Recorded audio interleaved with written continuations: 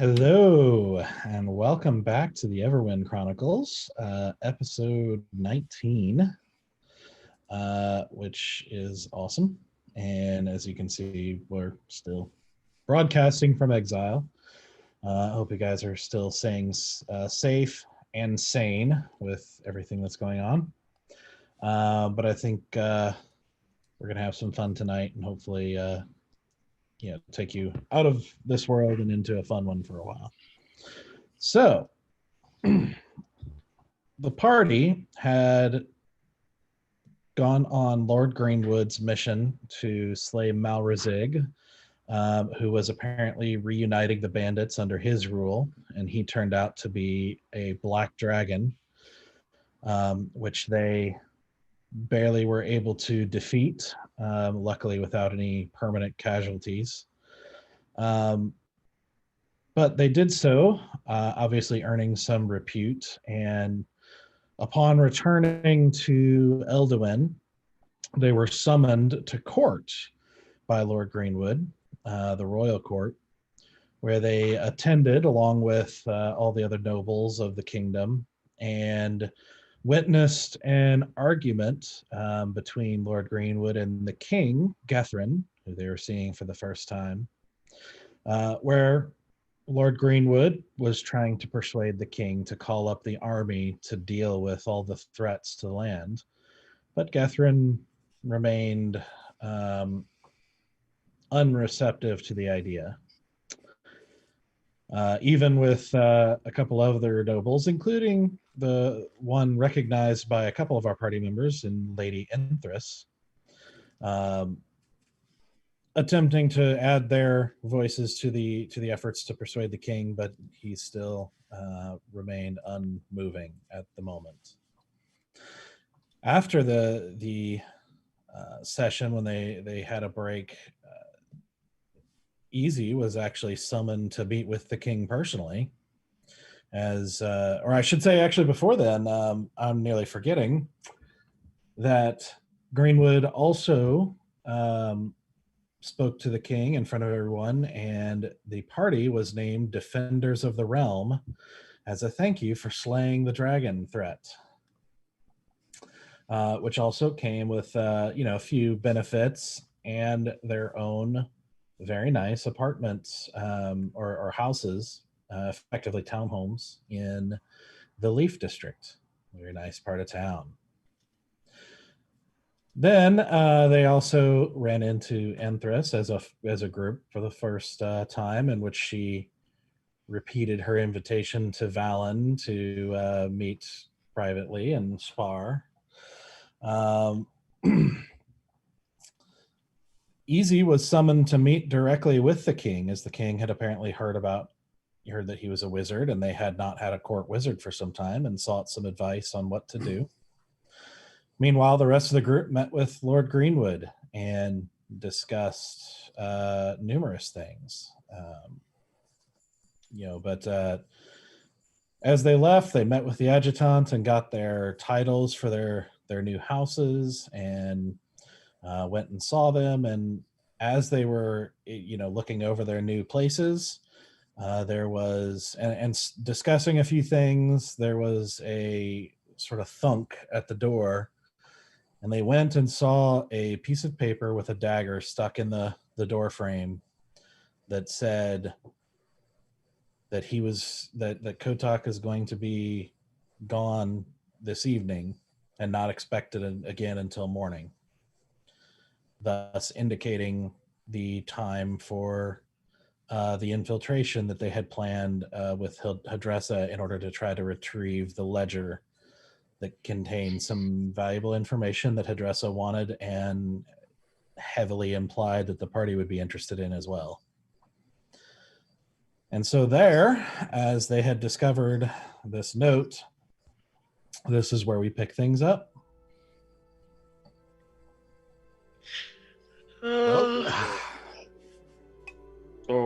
Decisions. Yeah. So, what's the note say again? It basically conveyed that I was trying to ask a character because we were all silent. Oh, in character? Sorry. Yeah. I don't remember who answered the door. I don't think it was me. I think No, it was Fine. Sarah. I will answer the door. Let me get it. I will pop the knife on. I'm keeping that knife, though. Is this a nice knife? Is this a good knife? Is it a fancy knife? Nah, it's just a normal dagger. Regular All old right. dagger. A good salt of the earth dagger. My kind of dagger. Yeah, sure. Alrighty, and I'm gonna take that note and read it.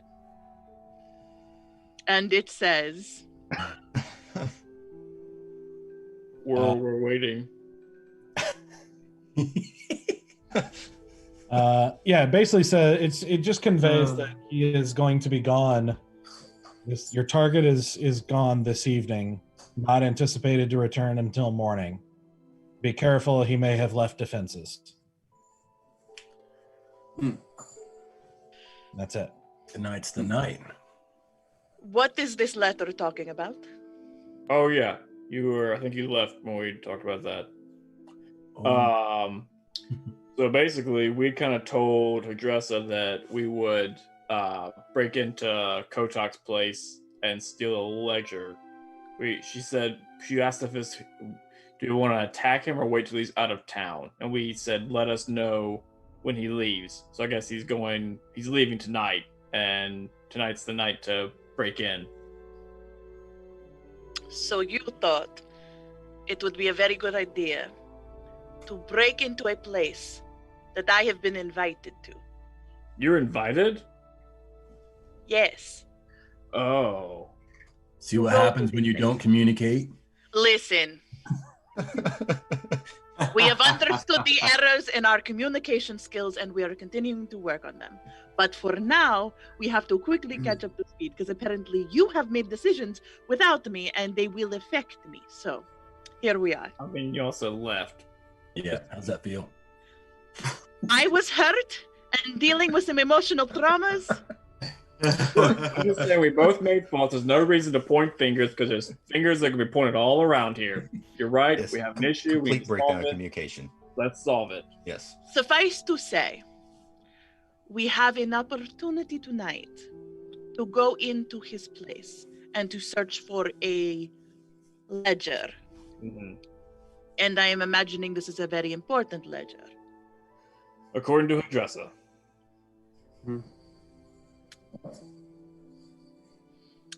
So, you boys want to sneak in now.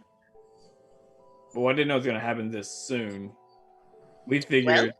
better to sneak in than to attack him. And those were the only two options. Sneak Those in were- or attack him.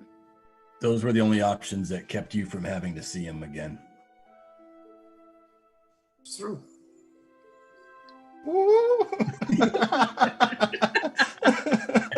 And as a group, we all thought that would be best. How hard is Asura trying to hold back that smirk? Very difficult. She might have mildly blushed. It's fine. She didn't realize how deep this emotional connection would go. Okay. Thank you for that. I imagine this will be a very risky endeavor to try to sneak in while he is gone because he is a psycho man and he probably has set up some very scary things. Yes. Agreed. But I do have a way in that was given to me by him. Who knows, that could also be a trap. This could be a futile effort and we could all end up dead. I mean, Or we whatever might we be forced to decide. kill him. Do it. Sorry, what were we saying, Stoic? Or we might be forced to kill him. Just Force. saying. I mean, Will any of us be forced to kill him? I mean, you just have to twist my arm really, really hard to get me into that situation. I So it seems that you all have decided we're sneaking in.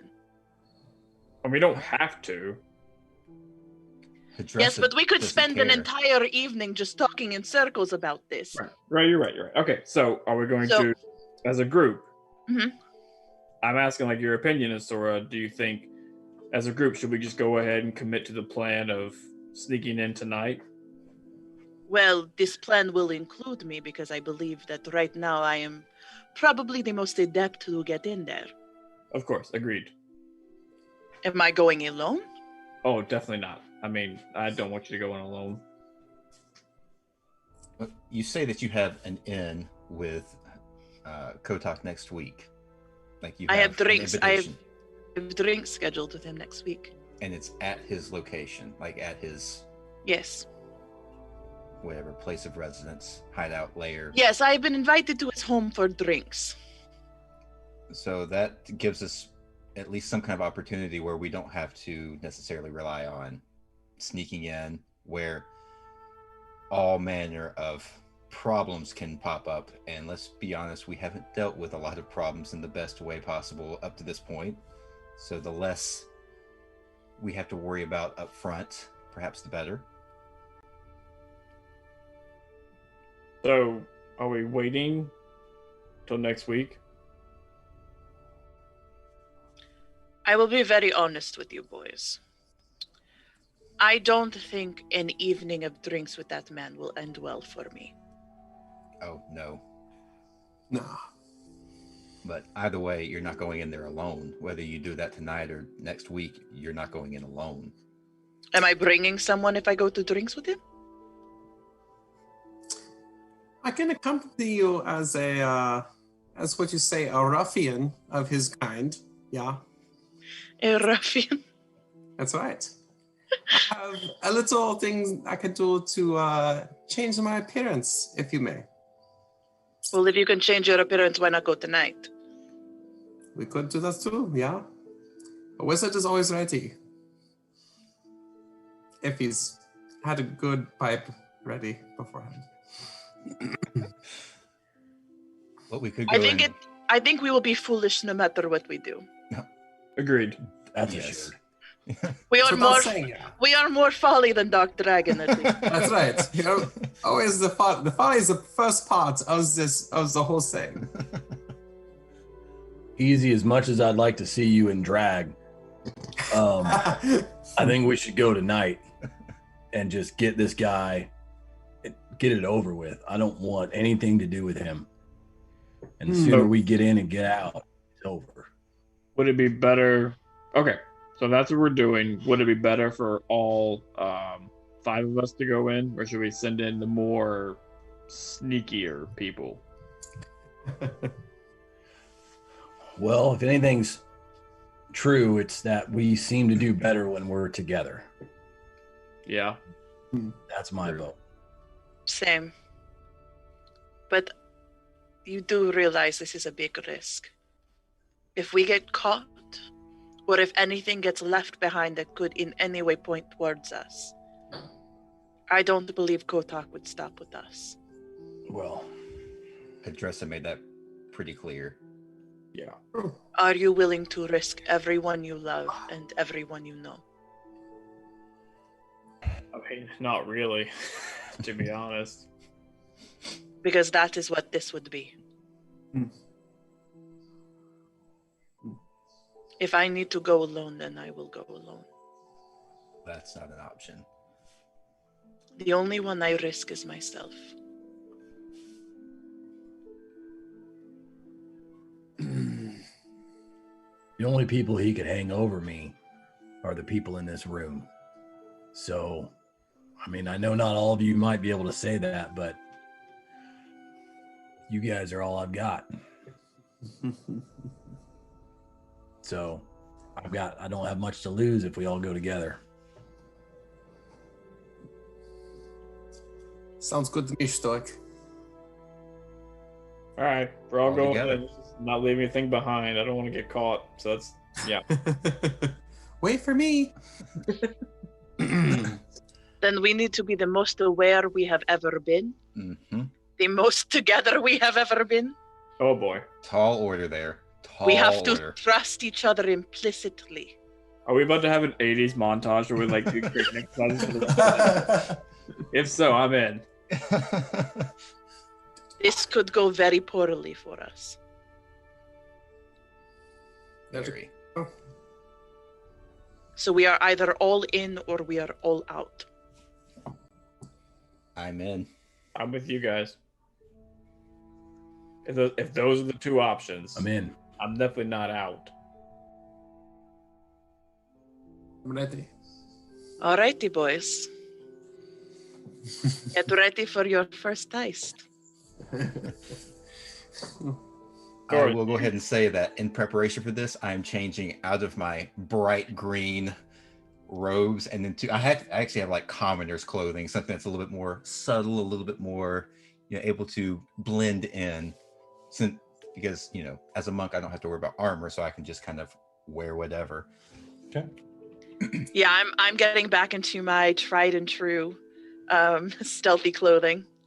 I'm also going to leave behind my medal, the one that I got today. I'm also going to leave behind my green ring in the house. What time is it, DM? It's still pretty early, right? Sorry, you said leaving behind your medal, the green ring, and what else? Did you say you're doing?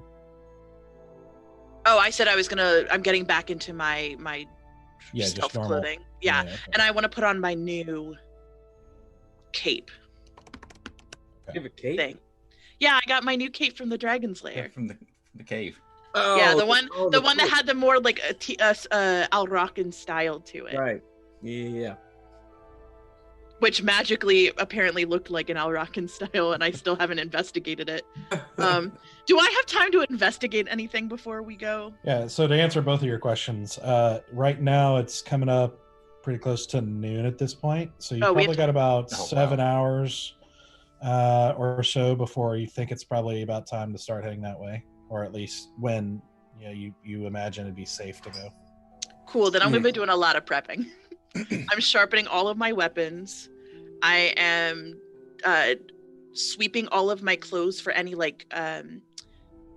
tears or anything that could possibly leave any sort of physical tangible trace behind. I'm brushing my hair so that no hair falls out. I'm scrubbing my skin so no skin residue. I'm paranoidly prepping my body for this. All right. And then I also would like to investigate the things that I found in the Dragon's Lair. Okay. All right. Are you going to do that in front of us? No. We each have our own residence now, so This is why you have separate houses now. this makes it easier for us here to hide things from us. all that gold. Let's see. 700 gold. Yeah, I'm much more wealthy than the rest of you right now. Sorry about it. Hey. All right. So the rest of you guys be thinking. I'll be honest with you. I apparently cannot find my note for that cloak. Dun dun dun. It's just a mundane cloak now. Just No! Gone. Cloak of invisibility. Cloak of invisibility. I know. I want something magical and beautiful. Mm-hmm. I mean, it turned into what I was looking for, so it has to be something. Well, There it is. we've 'Cause got I found a ring. I found armor. I found potions. Which one of them was minor healing, and the other was greater healing. But the other 3 I don't know anything about. And then the cloak. Okay, so let's take them one at a time, and I found it. So, so basically, what you're doing is you're taking time, and it takes about an hour each item that you evaluate. It's the short rest equivalent to truly evaluate an item and get an idea of what it does. At least for most items, that's kind of how it works. So, Tara, I'm going to send you a link with that quote, or with that the stats for the cloak. Cool. I have stats for my cloak. Ooh. All right. Can I tell y'all what it's called? Just so that y'all know for your own shoots and giggles. Yeah. Sure. It's called the Cloak of many fashions. Ooh. Okay. Fancy. That sounds like it suits the syrup pretty well. I know, right? Okay. What's next? The ring.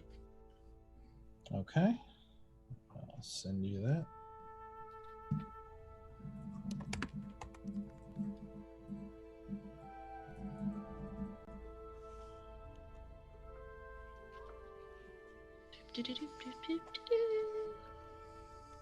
Doug is typing. There you go. Um, Other people have stuff too, right? While she's reading. Are you guys trying to? I don't. I'll just go to the blacksmith and finish up. I think I had like one more day to work on my armor, so I'll just finish that up for the rest of my time. Okay.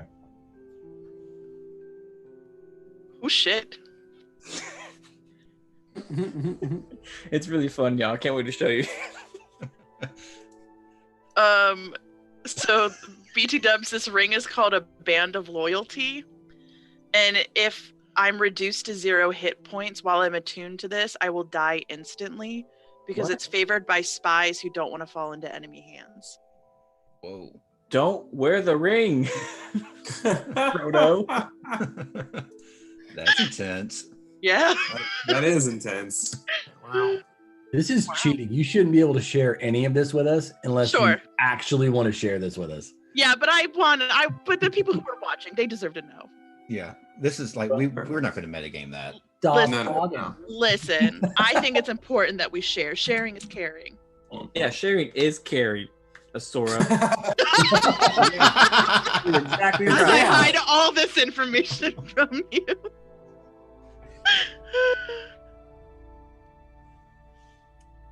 Oh, All right. What's next? The armor. Okay. And I think for the rest, I'm just going to type it out, and you can look it up if you want. Sure, sounds good.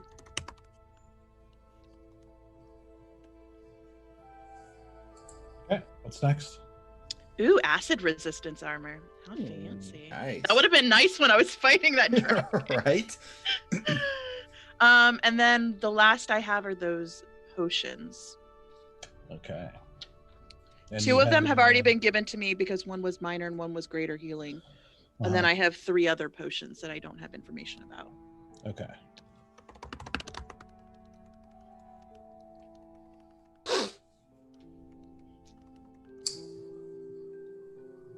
These are all ones you can look up pretty easily. So you can do that while we're working out other stuff. Sounds good. Gotcha. Thank you. Are you guys wanting to use the dragon scales for anything in particular? Pardon? The 20 pounds of dragon scales that I was able to yield. I mean, I think at some point What we'll do people want to do with that?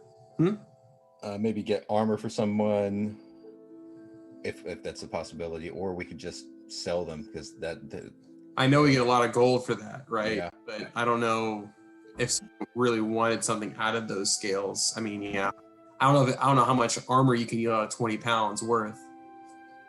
Probably a decent amount, probably 1 to maybe 2 sets if it's a light armor set. But I had no plans for it. Like I figured we'd just sell it. yeah, we can that was my figure it out. intention, was to sell it to get a lot of gold to disperse. we can always go and check with someone to see if what they'd be able to make out of it, and then after that we can figure it out. We can sell it or whatever, trade it.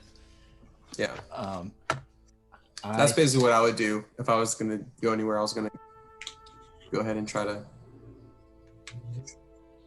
think see what I can get for the cost and see how much, if I were to make it into some kind of armor piece.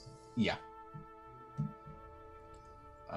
I'm thinking that I'm actually going to go buy a light crossbow. Ooh. Okay, Larry. Okay, that's fine. You can be like me. That's cool. Well, like this is I'm thinking of like, I'm trying to think of this as like a logistics thing in my head. Like me walking around with a big staff. It's like, that's maybe a little obvious. It's not, too inconspicuous. So I'm thinking carry my short sword and a crossbow into this and leave everything else. Stoic just looks at you oddly as he swings his mace around his hand. Like, I mean, some of us are going to try to sneak in, and then others of us are going to be a lot more, vocal. Obvious. Yeah. They're going to be a bit more present in their approach. Does anyone want to go shopping with me? I mean, I always want to go shopping. No, I don't. I don't like to go shopping. I'll join you, Stoic. Yeah? Yeah, You got some stuff to sell, don't you, Easy? that I do. We got lots of fine dragon memorabilia here that we can go see how much we can get for. All Could be right. comparative. Anybody else coming along? I'll be at the blacksmiths, then I'll probably head back to the Greenwood Manor. Eldergate Manor, is that what it's called? Eldergate Manor. Yeah, the blacksmithing is probably going to take the rest of your you might be able to do something small if you're trying to prep something else, but that's going to take up most of the time for you. Oh yeah, that's fine. Okay, so Sarah's prepping and evaluating. You two are going shopping. Val, you're going to get a crossbow, but what are you doing? Anything else? Probably just spend the rest of the because I'm thinking it's probably been a while since I've actually shot a crossbow, so I'm probably back at Eldergate practicing with it. Making sure I get the feel for it again. Kind of, get so that when it comes down to it, I'm not firing wildly. Yeah. Okay, yeah, that makes sense. Keep in mind, I'm hoping it does it automatically, but you won't get benefits to your Kinsei weapon. I mean, I am proficient with it, Right. because I think Kinsei weapon is kind of I can turn something that I'm not proficient with into a proficiency. I think with crossbows I'm proficient with them because it's a dex-based weapon. I think it's kind of the difference between the Kinsei and. Oh yeah, you're right. I thought okay. I'm thinking of something else. Yeah, you're basically treating them as monk weapons. Mm-hmm. Okay, cool.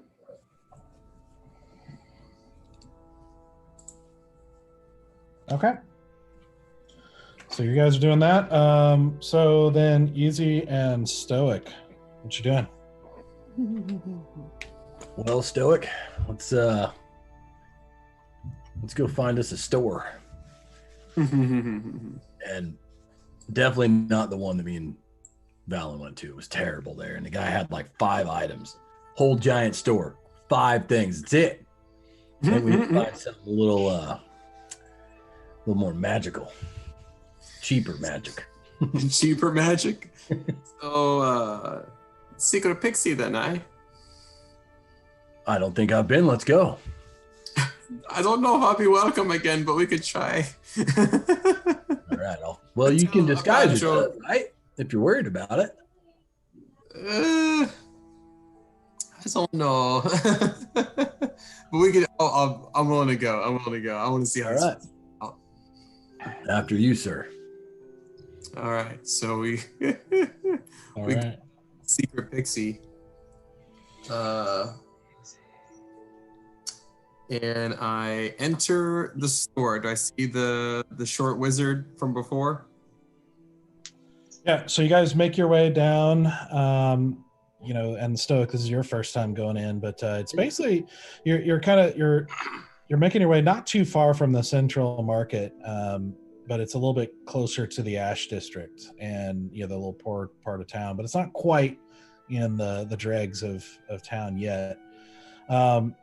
But you almost miss it because there's nothing about it that looks stand out.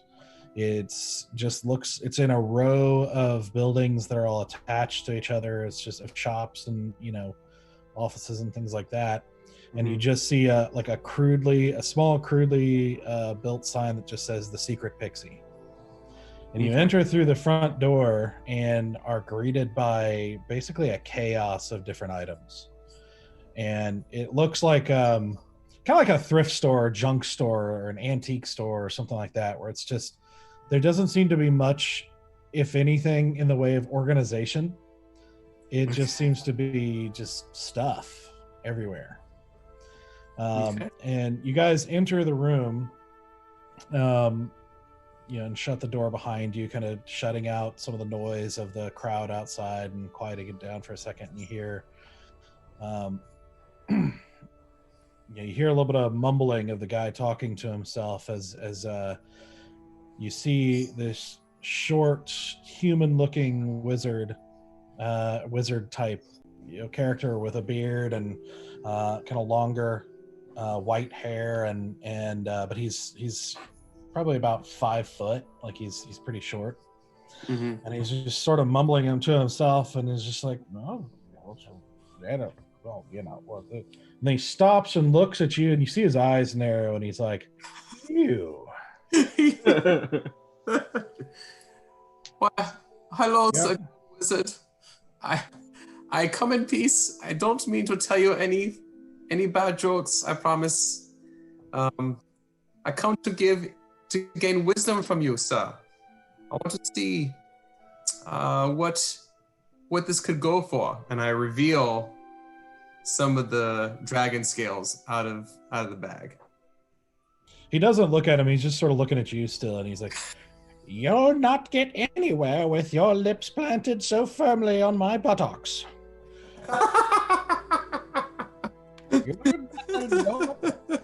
You better not bring any nonsense anymore into my shop, you hear me?" I promise, Sugar Wizard, yeah. I promise on the Star Elf's word. You'd better. That old man is gonna mess him up. Oh man, yeah, he knocked me out cold outside the door last time we met. I take it you two know each other? Oh, just slightly, yeah. I think He tried to steal. I tried to look at some items, yeah, that were not easy to be accessible, yeah. I wasn't ready to steal, but I was ready to look at items I was not supposed to look at. Well, don't try it again. This city is full of thieves, and I know how to deal with them. I'll turn you into a porcupine and pluck you. The porcupine is a fierce creature. I would be so honored. Not when it's plucked. Oh, yeah, you got a good point, yeah. Now, why are you here? I'm here to see what the value of the black dragon scales can go for. Oh, black dragon, you say? Let me see them. And he takes the pile of scales and kind of spreads them out and kind of has to push some stuff out of the way on the counter and everything. You see a couple things fall on the ground, and he gets real close to them. And you actually see a second ago there was he wasn't wearing anything on his face, but as he gets close, he's suddenly adjusting spectacles. Okay. And you're like, those weren't there before.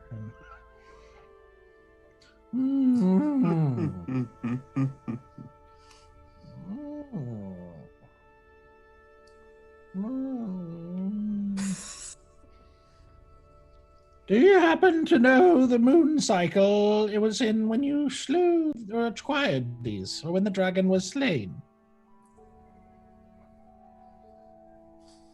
DM, would we know that information? Would I be able to? You could just say it was yesterday or the day before yesterday. That's a good point. Well, It's only been 48 hours since we I think killed it's been this thing. at least 3 days. because we had to ride There's back. there's a few days of travel. Yeah. Yeah. It was about. Oh, go ahead, Stoic. It was last week, actually. Those are really fresh. And I know that they're better when they're fresh. Well, So what moon cycle was that again? Whichever it was last week. Should I do like a history check? Be a nature check. You can try. Be a nature check. Oh, buddy. Yeah. All right. Can I join in on this as well? Sure, you can try. All right. I have 0 modifier added on to wisdom, but I'll give it a shot. That's why I wanted to help. I actually am pretty decent. Oh, you're pretty good in it? Okay, I'll let you'll be more keen to know that information. One skill. That's not wisdom, though. You said nature, right? I thought nature's wisdom. It's intelligence. Oh, is it? Oh, never mind. I should be great at that. Holy cow. Never mind. I have a very good modifier for that. I'll It's do it. survival. If it was survival, I'd be good. 17 for me. Oh no. I rolled a 2. 17. Well, Stoic, you're not exactly even sure completely what he means by moon cycle. It's not really, stuff that's taught by, We didn't learn that at the temple. children. See, it's if I like- was there, I could tell you the exact minute of the moon cycle if you catch what I'm saying. Stoic knows nothing about women, so as far left field as you can get for him.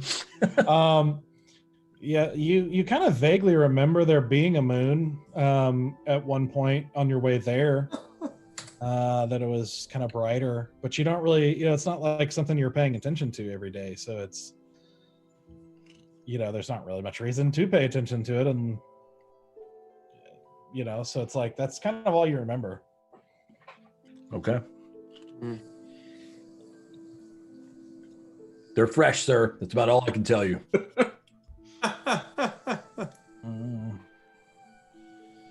Well, freshness goes from all things eventually.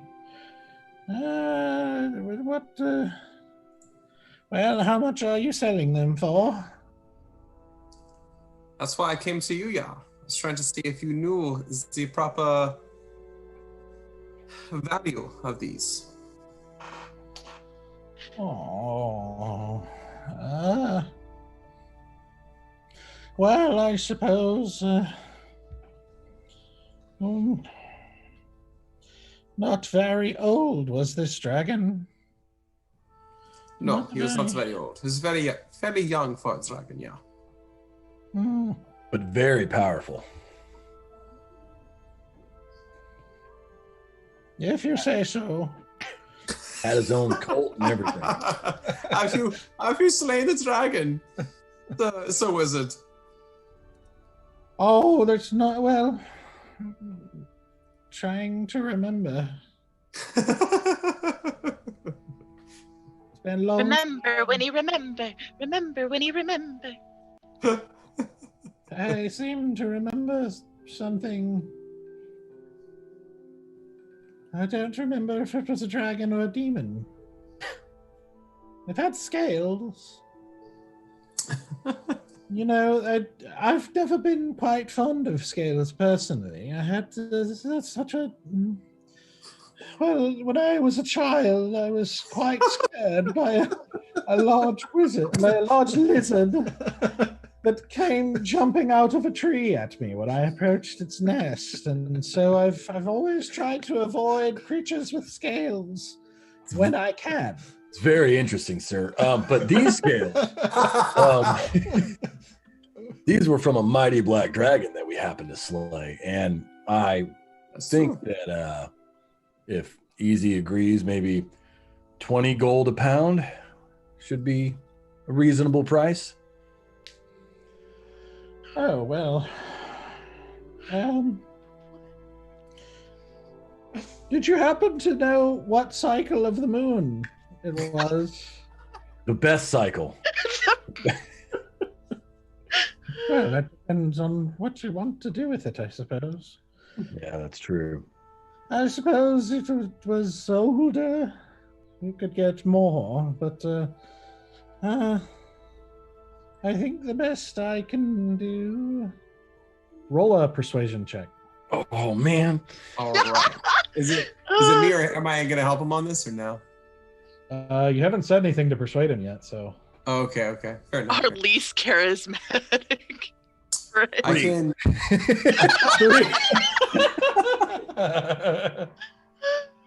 Oh boy. So what is it? I think this is a very fair price, the £20 at least per 20 gold per pound. I think it'll do you very well. You can get probably double for that here. Or probably if you take it out to the Leaf District, yeah. The people up there don't really know what to do with dragon scales, I don't think.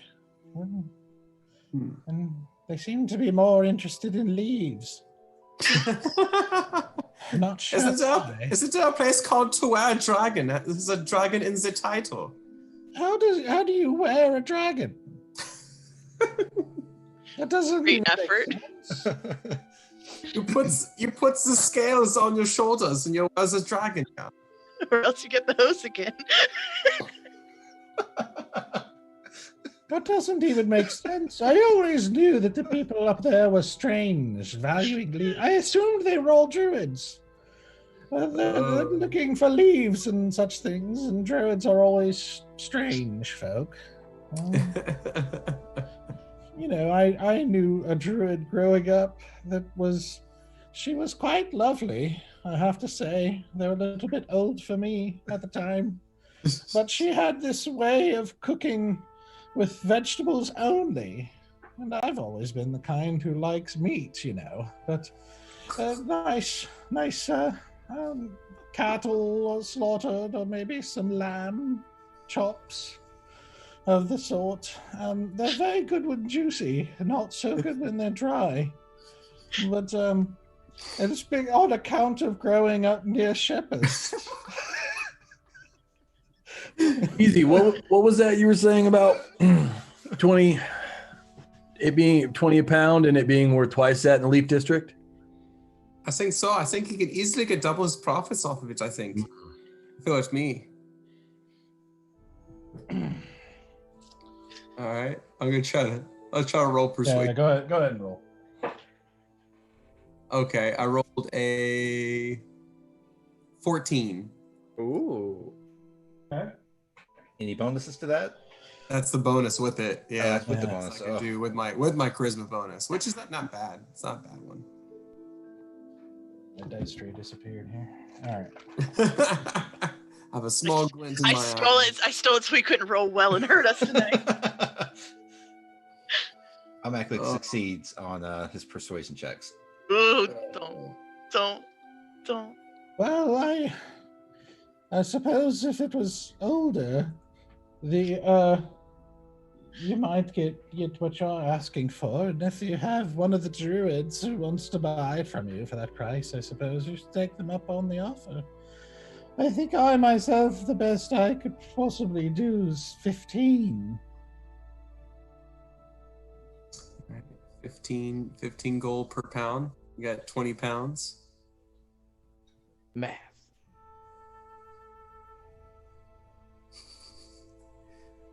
Does someone need help? Is that a good price, Easy? Because I have no idea what dragon scales go for. I just kind of made it up. Because I can do that math. I can't do many math, so I can do that one. I see. Let me do. Will history check help me know this information, or no? It won't even be a thing. Do an insight check to see if he's being Honest. Ooh. up front. Yeah. Can I insight him to see if that's fair? Sure. Yep. Come on, sexy healing hands. It's only a 4, but I have a +6. Jesus! It's like 10. I'm insightful. 10. Very insightful. Bye. Today's So, not but feeling 10.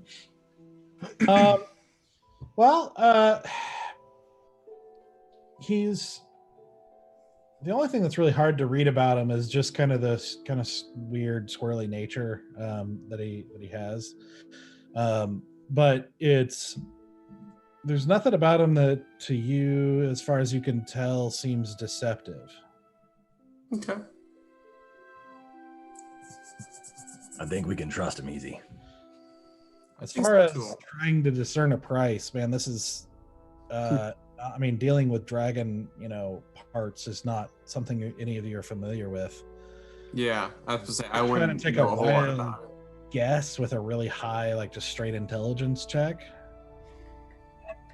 Yeah, I could try that. Yeah, it's like market prices of something, that you're not familiar Yeah, with. it's super tough to know that stuff. Well, before we conclude our business, sir, do you have anything that may help me be more stealthy? Hmm. Mhm.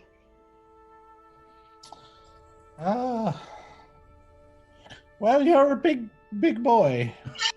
I am, and my armor, and then I shake to make it like jingle. It's become quite a problem. Is the armor cursed? Am I cursed? I don't believe so. Oh, well, then you can just take it off, and then it won't make so much noise. I have considered That'll it. be but 10 gold for the advice. I have considered it, but it would leave me very vulnerable if I did so. And I kind of need to be stealthy and strong. Charmin. Well, I can see what I have.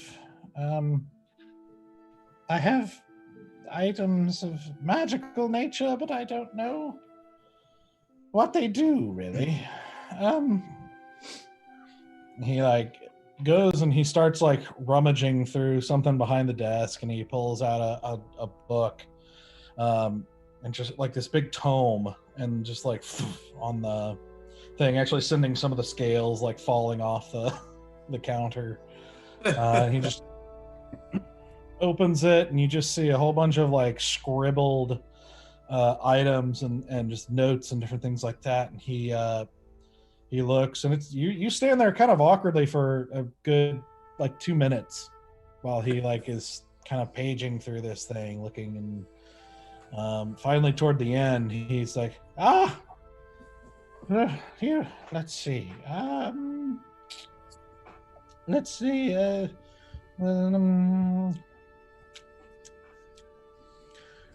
Conch of the Seagull. Not sure if that will help. Ring of fire. Fire detection. Ring of invisibility. Sounds promising. Amulet of featherfall. An invisible dagger. I want that so bad. So how much for the ring of invisibility? Ring of invisibility. I mean, I doubt it could help, but it does sound a little interesting. Well, I have. Let's see. And he you can see that as you kind of look, as the book's open in front of you too. You can see there's it's not a table with prices next to it. It's this kind of jumbled mess of notes with lines drawn to different things. And he kind of takes his finger and follows one of the lines up through the page to the next page, up into the corner. It's it says here 45 gold. Do you know what moon cycle it was created in? Why would I need to know that? I was hoping I would get a clue.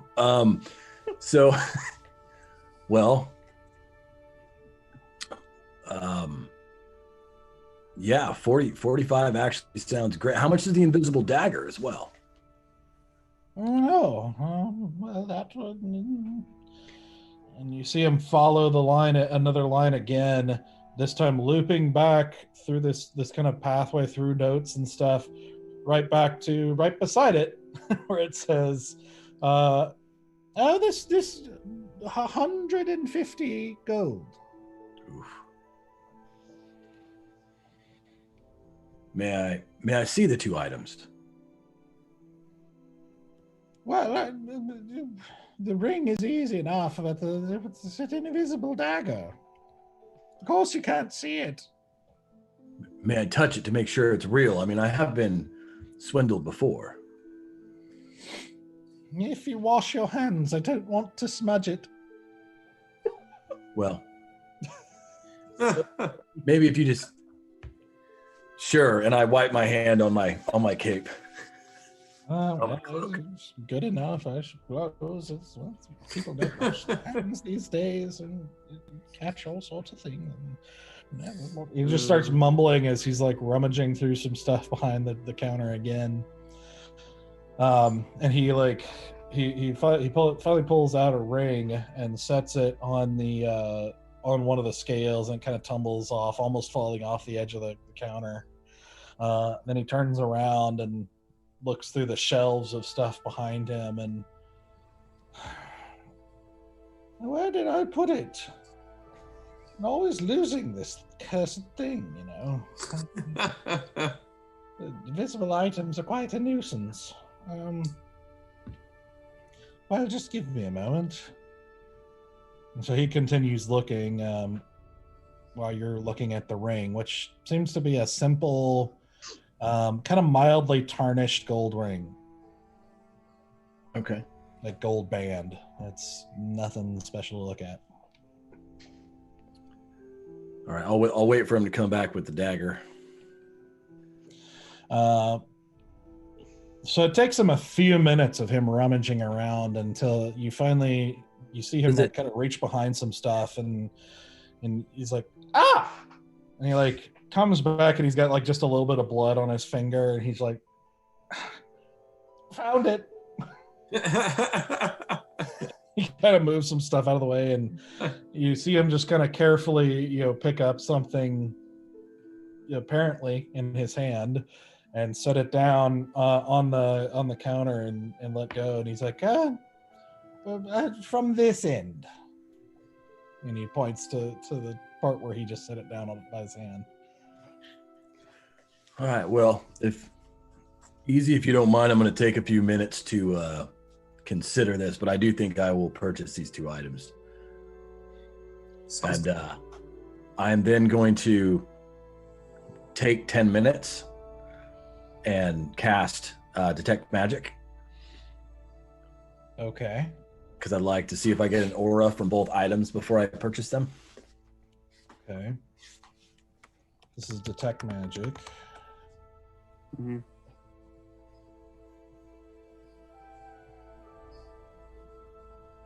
Okay. What I want you to do is I want you to roll a concentration saving throw to maintain concentration through this, because what happens is you take 10 minutes, cast this standing there, and the whole time he's talking, and he's also every so often like asking you if you need something, or if you're still considering the items, or if you want to hear a story, and But I don't have it. You mean Constitution saving throw? No, concentration. Which is it should be marked on your thing. It's to maintain concentration on a spell. I don't have concentration as a saving spell. Let me look at your sheet here. This is why I don't concentrate. I just stab. Yeah, I believe it's a Constitution save. Okay. The 18. Okay. There are a few moments where you almost lose it, because there's even a time where he reaches over, which is hard because he's so short, but he reaches over and pokes you in the arm. You're trying to do this, and but you are able to kind of wave him off a little bit and keep concentration as you cast the spell. And for both of them, you get this sort of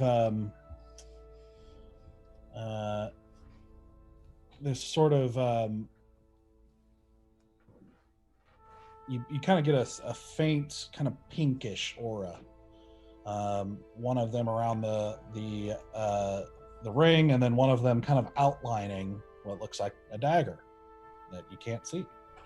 And when you're like evaluating, I mean, you do feel there is apparently a dagger there.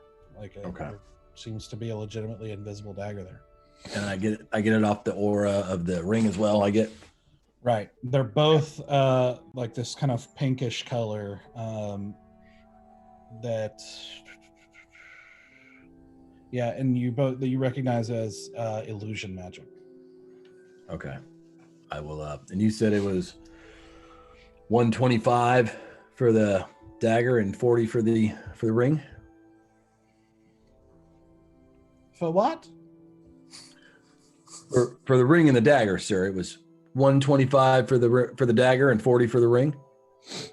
Oh, well, let me see. And he looks back at his tome and again takes his finger and follows the line. And follows this is going to turn a whole night of just being in the shop trying to get any information. I'm trying to rush it, I promise. But he reads off again 45 and 150. I can give you 175 for them both. Make a persuasion check. Well, I'm not good at those. Stop trying to persuade him. Natural 1.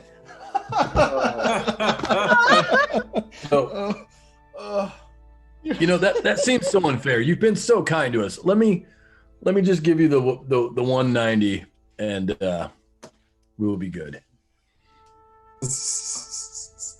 Are you trying to? So you can make a deception check. Did I add that wrong? 195. Sorry. Okay. 190. That's funny. When math turns into deception. I know. Accidental deception. Accidental. Me through all of my schooling in math. I will. Oh, that's so funny. I will pull out the 195 and slide it over. Quite. Yes, good. Quite yes, good. Quite yes. Well, enjoy them. Thank you. I hope they help. Whatever they are. Do you happen to have any magical light crossbow or darts here? Let me see here.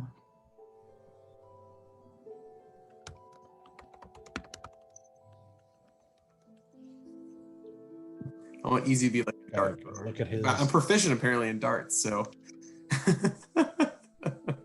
Be at That's the game. Yeah, exactly. I was just doing darts. His So like, pub life is strong.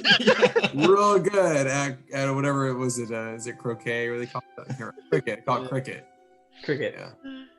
Cricket's one of the dart games. Mean cricket player. Back to the Everwind taverns.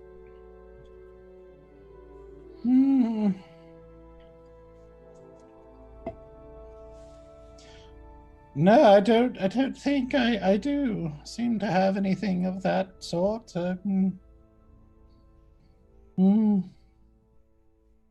If you'd like to detect fire, I have a ring for that. And the lovely conch of the seagull. Well, no, and fire is burning it. I don't think I need a ring to let me know that. Yeah. 30% chance it's already raining. I should hope not. But How about a lovely conch of the seagull? what is the conch? What does the conch do? Yeah. I have no idea. It could be another pineapple thing. Yeah, it's a conch of mystery. How much is the conch of the sea?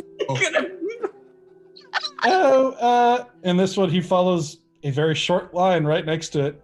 25 gold. Conch the seagull. You know what?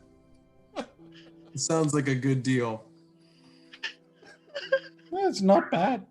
I'll go ahead and purchase it, and I'll also sell all the dragon scales as well. So we'll get, I think, 300 gold for 15 gold a piece. I believe so, yeah. Mm-hmm. Yeah. So yeah, 15 for 20 pounds per pound. Yeah, 15 per pound. So 300 gold subtracted by 25. Oh my gosh. Maybe All 260. right, so you add 275. Yeah, 275. Got it. All right. We did it. Oh man, another mysterious item that Easy now owns. That's right. The conch of the seagull. I'm so excited. He's gonna summon seagulls, Oh, I know. I'm so happy to summon seagulls in battle. It'd be so great. or you're gonna blow it, and your hair is gonna go like. Oh my god! Oh my god! Flock If of it's like, seagulls there. if it's a flock of seagulls, Flock of seagulls hair. Oh, Even my better. hairdo. My hairdo be perfect for that. Oh my god! Oh my goodness. So many fun potential things to happen. Mm-hmm. Oh, DM, I found Ring of Invisibility in the inventory. Is the Nope. other one? Is it no? Is it custom? Nope, it's different. Oh no! Oh You boy. have to figure it out. Oh man. All right. Dang it! Oh boy. That doesn't sound fun at all. So, anything else you're wanting to do in the shop?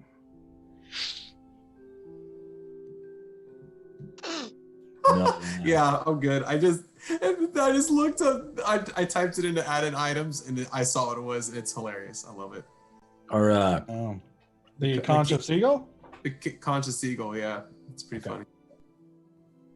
are we gonna sell those dragon scales for 15 easy before we go? We did. Yep. We did? sold them. Yeah. All right. I hands them all the scales. All right. Don't put the scales on your eyes, though. You don't want them on your eyes. Yeah, Sounds it goes off the ice. Mm-hmm. Got it. Well, thank you for not stealing anything this time. I appreciate you. Yes. Quite yes. Oh man. I hope you don't deal with any demons or any other creatures that have scales or lizards.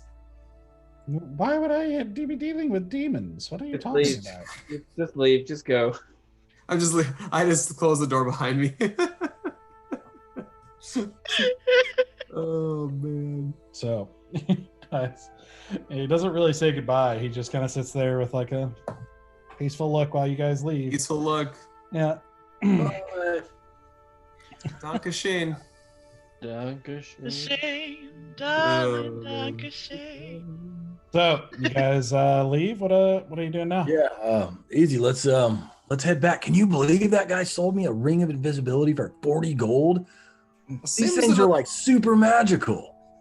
Seems too good to be true, so stoic. But I can take a look at it for you to see if I can know any more mystery behind it. He could have given you something different, possibly. Well, I don't know, and I'm like I used my spell, so I know it's magical, and I'm gonna put it on. Well, like right outside the door. Oh yeah, as soon as I'm out the door, I'm like, new toy. All right, I'm ready. I mean, it's not like this has ever gone bad before. No, you putting on jewelry has never ended poorly for you. Yeah. Only twice. Oh, Are you putting it on the same Oh. hand? So you I gotta coordinate. well, so Offset. it's a good question though. Are you putting it on the other hand? Yes. Yeah. So you put it on, but it's it's something you can wear it, but you're gonna have to like activate it. It's kind of a willing it to activate thing. Are you activating it? Damn it, it's probably gonna take a long rest to reactivate. But yes, gotta know what it does. Okay. I'm gonna concentrate on it and see if I can get it to do something. Okay. So you put this kind of simple gold band on your finger as you guys are out in the middle of the thoroughway here, Busy street. thoroughfare, and so you take your glove off and put it on, and you concentrate for a minute to activate the ring that you kind of get the impression you kind of figure out is how it works. You activate it, and the ring disappears. Shit. Well, Doug, you're here still. Is it working? I mean, he did sell you a ring of invisibility. You could still feel it on your finger. Oh my goodness. It's there. Not It quite. looks like what we're gonna I have to imagined. expand this ring really wide to cover you to make you invisible. Out of all the jewelry that Stoic's worn, that's the least troublesome Right? little ring. We're fine with that. Oh, that's hilarious. Oh no. Sigh deeply as we'll see how long it lasts. So we walk back. Oh man. Okay. So you two doing anything else in this? Yeah, you probably going there and coming back the whole interchange, maybe about an hour and a half, 2 hours. So you do have time left if you want to do anything else. Yeah, I guess I remember that that Valen wanted to, or I guess he might have. I don't know if he verbalized it, but he looked like he was going to have interest in going looking for light crossbows. So I'll join him. And I think so. Valen was going to look for some weapons if you want to join Stuck. No, I think head back to the Greenwood Manor. Sounds good, yeah. Play with my ring.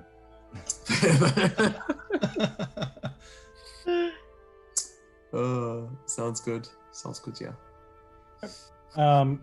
Stuck, you just between the journey back and after getting there, getting back and everything, the ring reappears after about an hour. About an hour. Okay. Mhm. Good to know.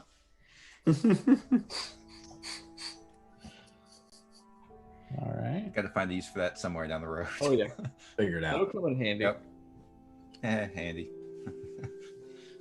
Okay. Yeah, I So wasn't Valen, planning. are you just trying? You're just trying to find just a standard crossbow. Yeah, nothing fancy about it. I mean, we can go to the Oaken Anvil, but I wasn't thinking about RPing out anything. I was just like getting a crossbow. Well, there's that store, the A light Walmart. crossbow, Yep. the I like Walmart crossbow. store.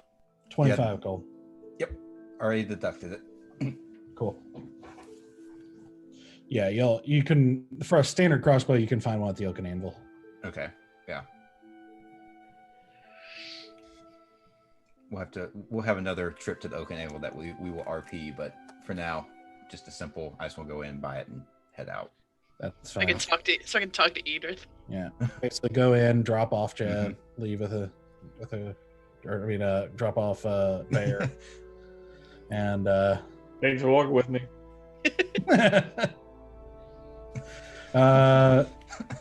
Easy. Did you want to do anything? Because you came with us. Yeah, is there a difference between a light crossbow and a hand crossbow, like the one that goes like onto like your wrist? yes. I thought there was. Yeah. Let me. All my stuff is like misplaced. Oh, Because I just got back from traveling. That's fine. that's okay. Fallon, did you get any bullets for your crossbow? Or you just have a crossbow. I mean, I would like to think I'm smart enough to get a whole like the whole set. Listen, we would like to think we're smart enough to do a I was lot gonna of things. That's true. Have you shot? That is a valid point. before? True. Stoic just bought an invisible ring. I was Okay. about to say, did you see the ring I just bought? Oh my god. Okay, so the difference is a light crossbow is two-handed, and it does 1d8 damage, piercing. It's got an 80/320 range, so it's 80 feet or 320 at disadvantage. Right. The hand crossbow is one-handed. You can fire it with one hand as opposed to two. It's only 1d6 damage, and it's 30 feet or 120 at disadvantage. Gotcha. It's a little bit lighter, smaller, that sort of thing. Gotcha. Okay. Yeah, I'll buy one of those then. I'll do a hand crossbow. Hand crossbow. Okay. Mhm. That will be With the bolts included. Hand crossbow is 75. All right, deal. And the set of bolts.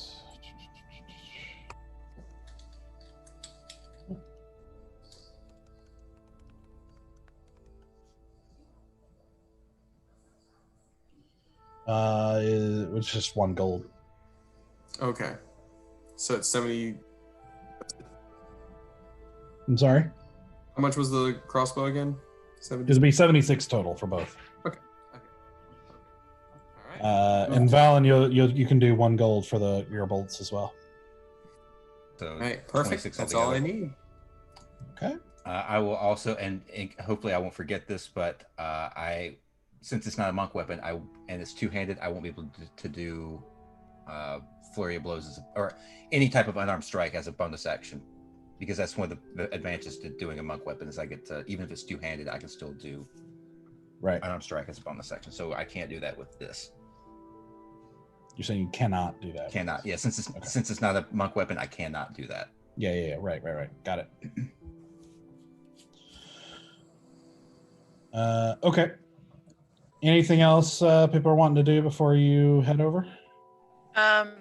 Before we do our secret mission, can I go down to the kitchen and work with the chef to make a poison using my poisoner's kit and the herbs from the backyard? Okay. Yeah, for sure. So go ahead and roll. So with the poisoner's kit, which I would be proficient in, I do believe. Mm-hmm. Let's see. I'm just making sure. I got to remember what roll that one is.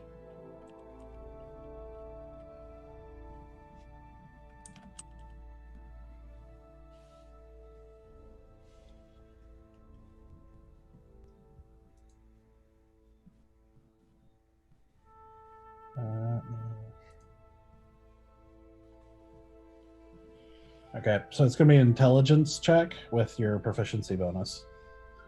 Okay, so that's going to be, my intelligence is +2. So that's 17, 18, 19, plus my proficiency, 20, 21, 22. Okay. So you definitely are able to create some. No problem. Can I specify what type of poison I want to make, or is it just poison? Well, what are you using? So is it just standard stuff from your kit that you're using? Yeah. And then if there's, because I know that there was something, the chef had mentioned something that he had a few exotic herbs that were like made the nobility feel dangerous when they were consuming it.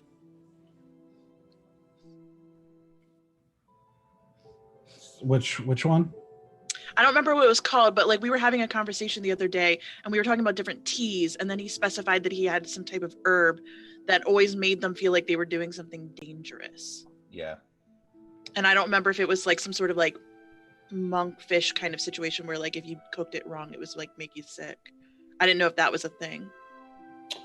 So, okay, yeah. So you're trying to use that herb?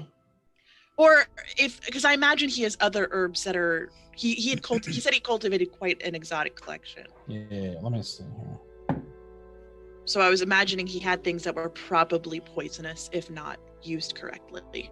The way that like when people use that like pufferfish sushi, if you get it wrong, you can be in serious trouble. Okay.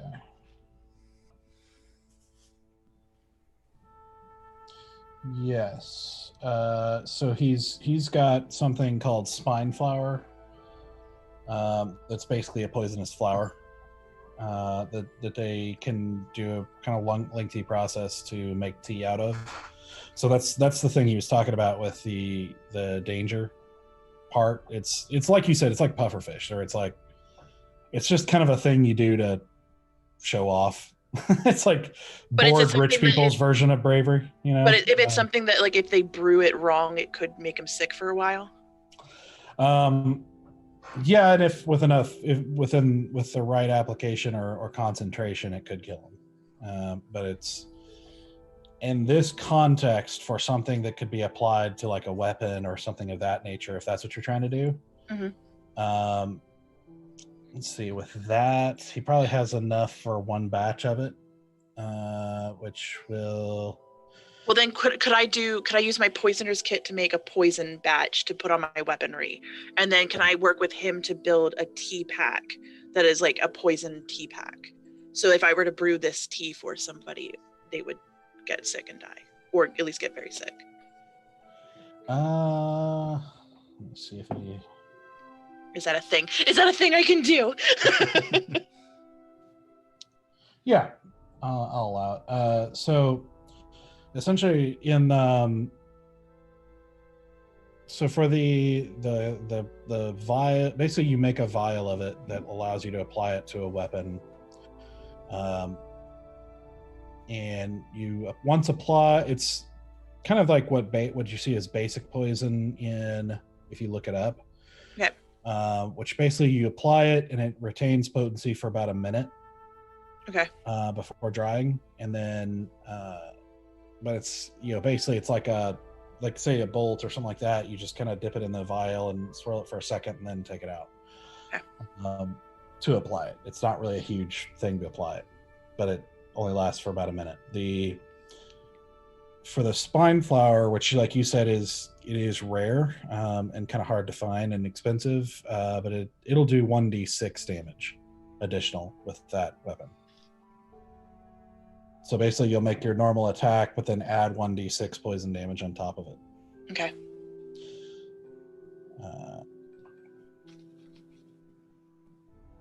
In the tea form, it might be a little more potent, but you're not exactly sure how potent. It's going to take a little bit more knowledge or experimentation to find out. Okay. I'm going to keep that packet with me just in case. Yeah, for sure. Okay. Do I have enough time to put on the acid armor? Sure.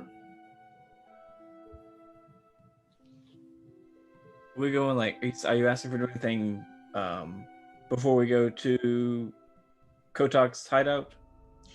Yes. Okay. Yeah, I'm just getting myself prepped and ready. I will also be as stealthy as possible, leave my backpack behind. I will take off the Silver Flames medallion, and I'm gonna put on a commoner shirt over my chainmail and I'm gonna attach the Silver Flame medallion to my chainmail and then put a commoner shirt over that. Okay. So you're putting it over the mail? Yes. Okay. But taking off the blue tunic that I wear. Sorry, I don't know if I mentioned that. Taking off the blue tunic, putting on a commoner shirt with the Silver Flames medallion attached to the chainmail beneath. Okay.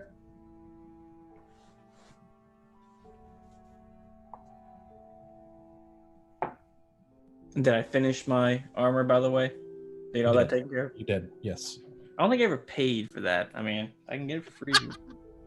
Well, we can work that out later. Okay. Not to take up any more time figuring out. It was on the house. Thank you. Yeah. That'd be nice. Yeah. Okay. So, is everybody feel prepped and ready to go? I mean, I think as ready as I'm going to be. I'm gonna remind the boys to leave everything behind that you don't need with you, and to specifically leave behind your medallion of your realm round, whatever it is, the sector of the realm. Yep. Oh, sorry, I should mention this too, because it takes 10 minutes. I want to mention to everybody, all right, so I can also, I don't know if you knew this, but I have a direwolf that I can talk with telepathically. I didn't know, I plan to leave him outside as a lookout. He can be like, bark, bark, bear, there's trouble, or bark, bark, you're fine. It's going to take me a little time to bring him about, though. Should I bring White Claw for the journey? Would So you that just want to be casually leave a giant dog outside? that was going to be my question as well. Yeah, that might draw a little bit of attention. He could like hide off in the distance though, like in a little dark corner. A little alley. Yeah. I mean, Doug, I'm assuming that we haven't seen a whole lot of dire wolves just kind of pacing the streets. Casual dire wolves just walking down the street. You know, Yeah. Make a perception. No, you have not seen it. I was like, really? Get to make a check? Oh, This dire wolf is just like picking up and putting down crates. I've got a family to feed. times are tough, guys. Times are tough. You know, It's a tough for dire wolves out here. They're just livestock here. Yep. Adventurers don't pay the bills. Part-time job. Man. I mean, I'd say if we can find a dark corner that gives him some visibility, but otherwise maybe not this time, because it's going to be a bit, conspicuous. Okay, but if we get surprised, just gonna say, could have got a warning. We will be surprised regardless. It's That- going to. That's just It's going not to a happen. matter of if, it's a matter of when. Either Oh my we will God, this fail is or such- our dice will fail. This is such a stupid decision. Why are we doing this? Whew, all right, I'm excited. I'm also terrified. Okay. Yep. All right. So, as the party has done various things to try and prepare for sneaking into this hideout, we're going to take a break.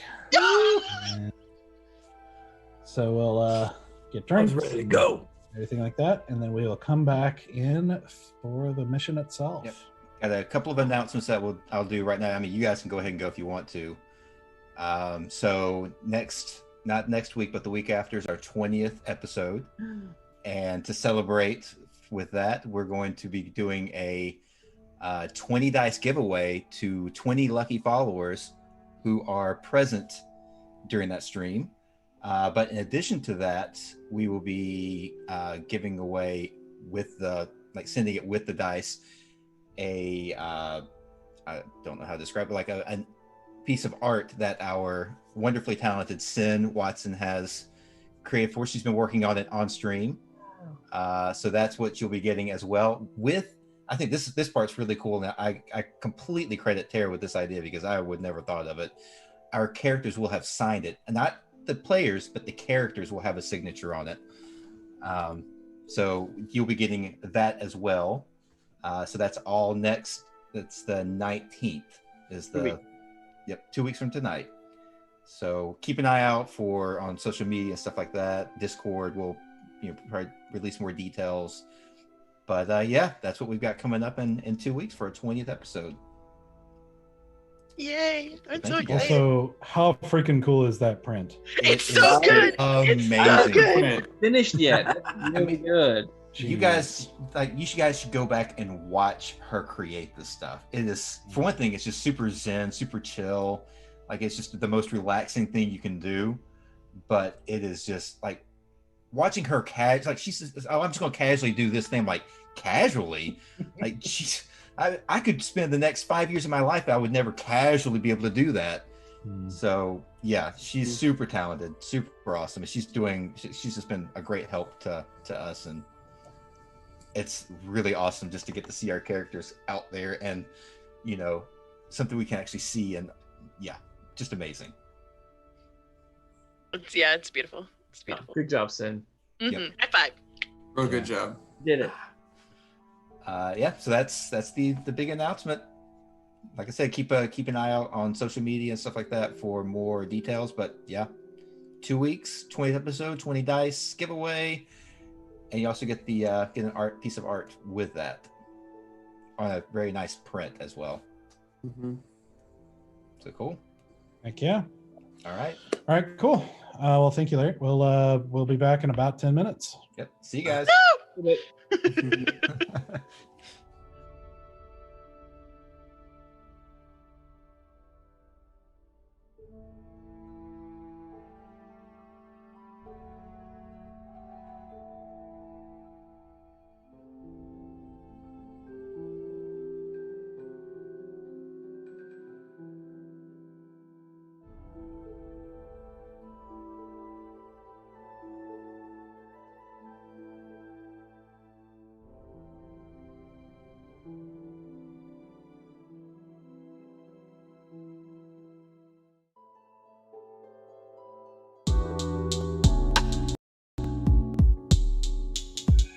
Welcome to the paint party, yeah. Isn't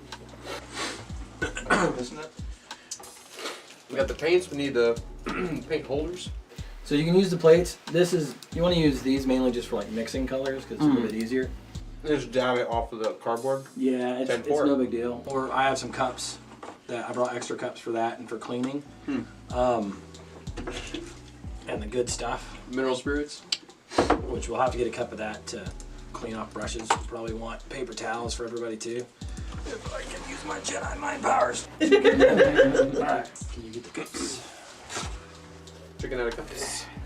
Peanut. Today's Barnes. Mr. Walkway, leave me to the building. Fuck you. I'm literally using your sister's art as my reference guide. Oh yeah. Because Nice. she killed it. She killed it. For speed, that's amazing. I don't know.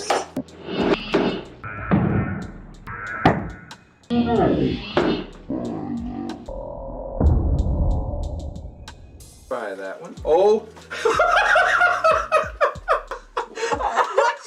Are you kidding me? I didn't do it. What just happened? This is why we can't have nice things. Jeb is the reason we can have those things. Absolutely. So is the reason we need the cardboard. That's dude. That's what I was paranoid about. I've been splattered. I came prepared. How about that? I was not prepared. I'm gonna keep this over here on the adult side because I like how on the adult side suddenly. Wait a minute. How did that happen? I think you want to reassess who's an adult here. that is probably more dangerous to this table than the paint. What is? The thinner. Oh yeah. Because the paint you can just wipe right off as long as it doesn't dry. The thinner will Take off take the everything. finish. So the other thing is, guys, don't try to cover it in one coat. Oh yeah. Just expect you're gonna have to do at least 3. Okay. But really, there's nothing like you can't mess it up.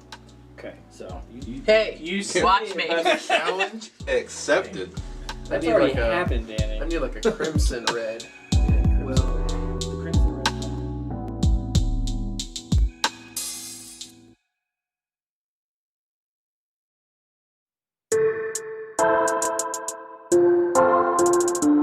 And also with the washes, whatever, go a shade lighter than you're gonna finish with. If you plan on using the poly shade, go 2 shades lighter because it's gonna darken up the color. I was gonna do blue, crimson, and purple for the cloak. We're all gonna be purple and love it. I'm not. I'm gonna be. I'm You blue. gotta say I'm not purple. I'm blue all over me. You're blue. It appears that I blew myself.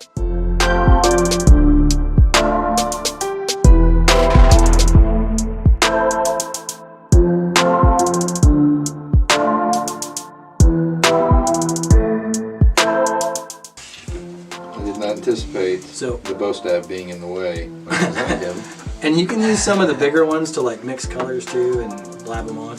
These ones I bought specifically for dry brushing later for the detail. More texture on it. Because you want these big fat ones, and I might even cut them down with scissors to make it shorter, and then you just barely get any paint, wipe it off, and just like.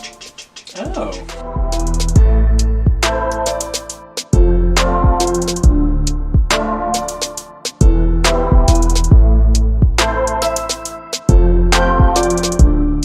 Bro, I used to paint for a living, not like this.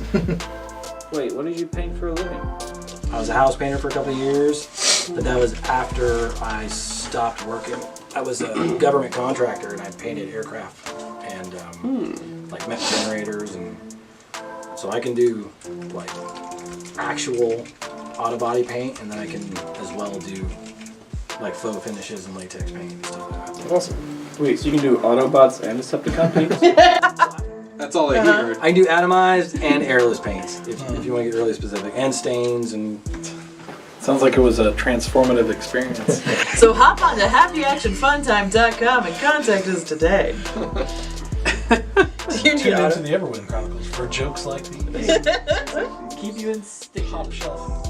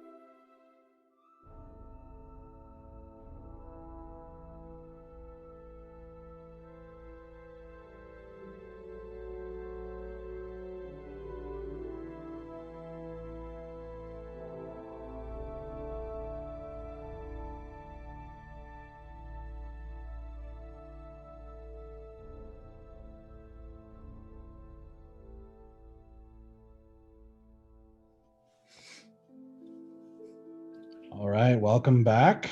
Hopefully you guys have snacks and drinks and are ready to watch the party die. I mean, What? Can't wait. Don't joke like that. That's not funny. Who's joking? so as the party has now done a variety of different activities to prepare and get ready for infiltrating Kotok's hideout to try and steal his ledger.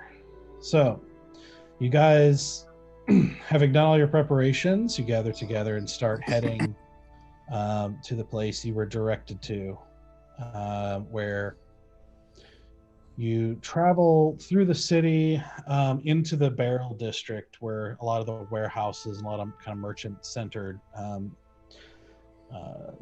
it's sort of like a business district in a sense, but with a lot of warehouses, a lot of physical goods being done there. And eventually find your way to the entrance to an alleyway where you look down the alleyway, and the alleyway has got a slight slant to it, kind of going down between two tall buildings. And you can see as basically the Barrel District is starting to settle down for the evening. There's a lot less traffic than during the day. Right now it's kind of on the getting in the darker end of twilight. So there's still some blue in the sky, but it's kind of dim light. It's not quite night yet, but it's getting there almost.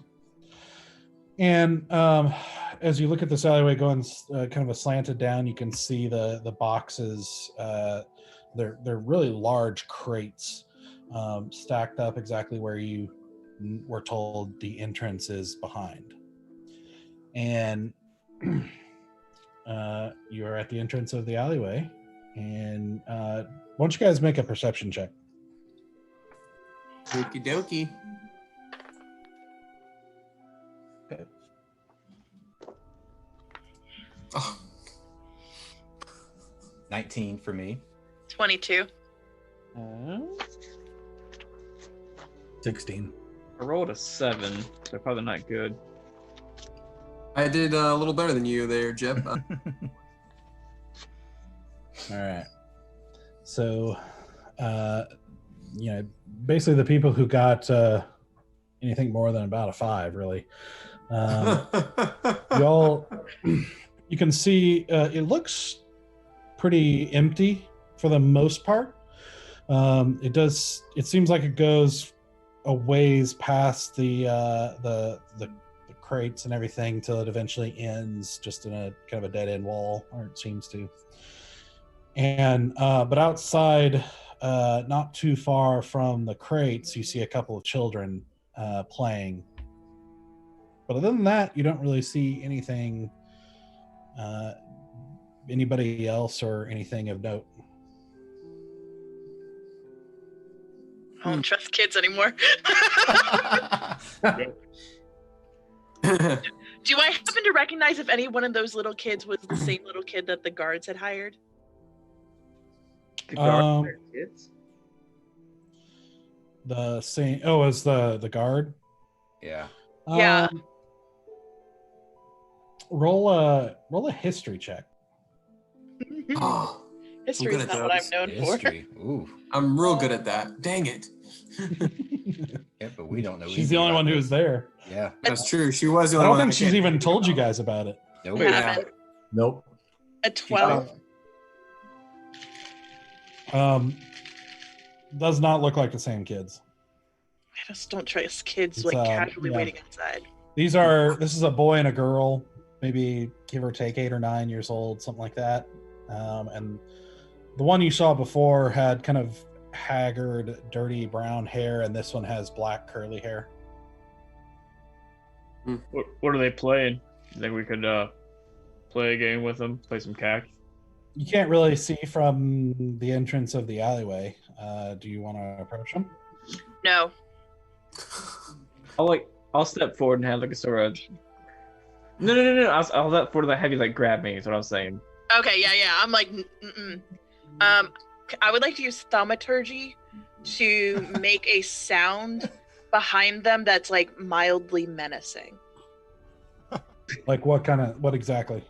Because we're in an alleyway, so maybe like a man, like a gruff man's voice that sounds like creepy. Okay. Let me look. Like someone drunk and a little bit mean.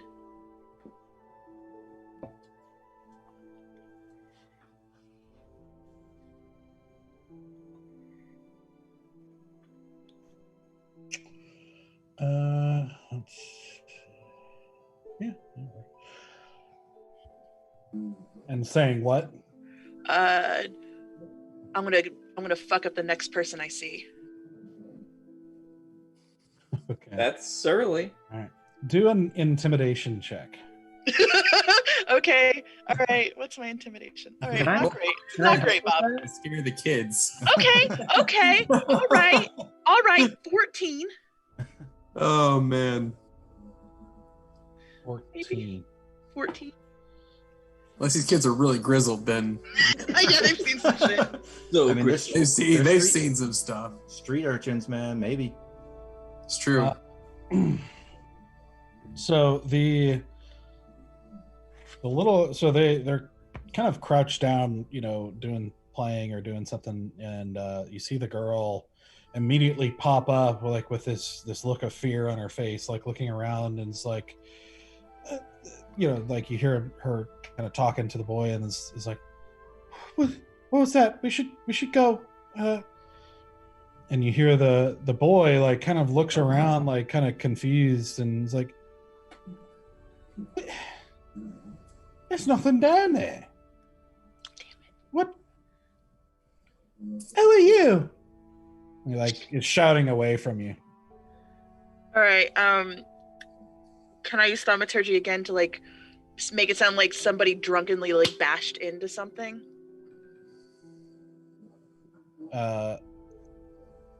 So like he's like just Like somebody. he stumbled into something and crashed into something.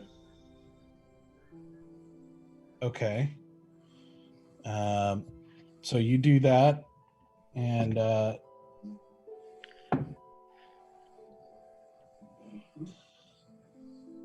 you see the girl is like tugging at his shirt, and he's like, I don't want to get hurt. Let's go. And the kid's just still looking kind of confused, like, there's nothing down there. It's a dead end down there. Who are you? What you want? Can I cast a really big shadow that starts to grow up the side of the alleyway? I'll help you with that. I have a little thing called minor illusion. Yes, and that'll be 5 foot high. The minor illusion. Yeah. It's a 5 foot tall. That's definitely beyond what thaumaturgy can do. Yeah. I'm gonna do. Yeah, I'll cast minor illusion. Okay, so I can create an illusion of, let's see. Torturing small children. Gosh, I don't know, like a shadowy figure. Not even like you can't really tell what it is. Just more like a shadowy figure with like glowing eyes. That's 5 foot tall. Okay. Within 30 feet.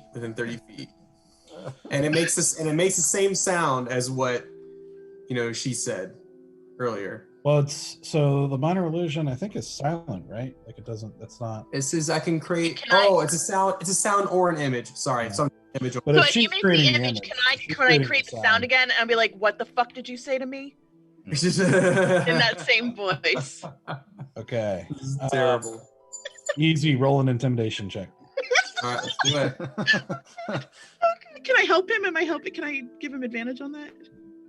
All right, I did really well. I rolled 20. All right. Yeah. Okay.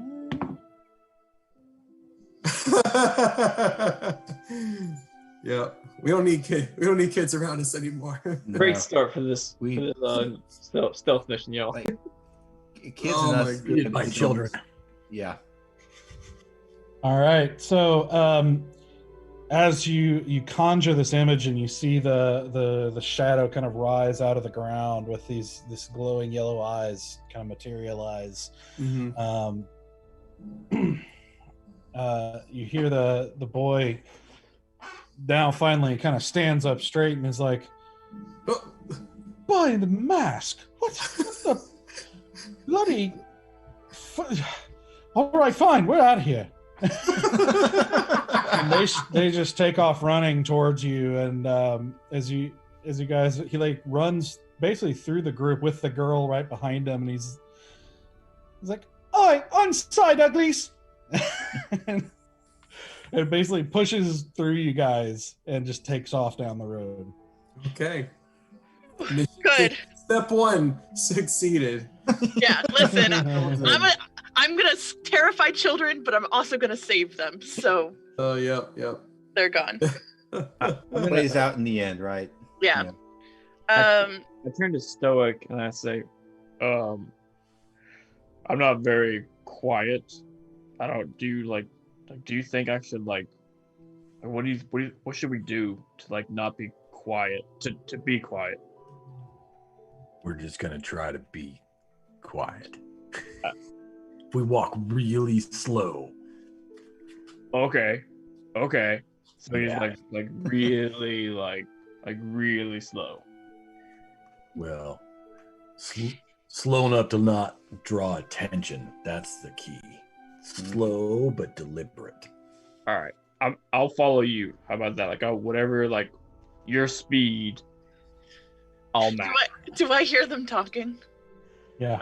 I'm like, you can, if you're listening, you can, but I'm not saying it super loud. Boys, the first rule of being sneaky is don't talk so loud.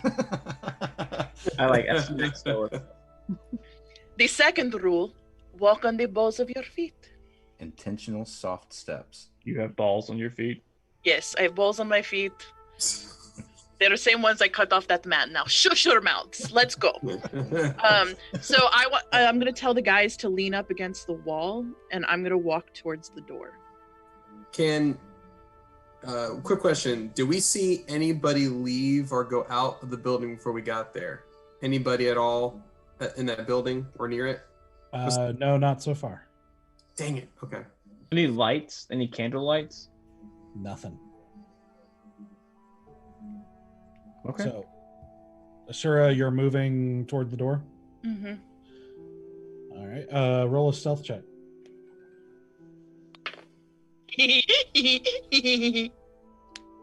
you want to know?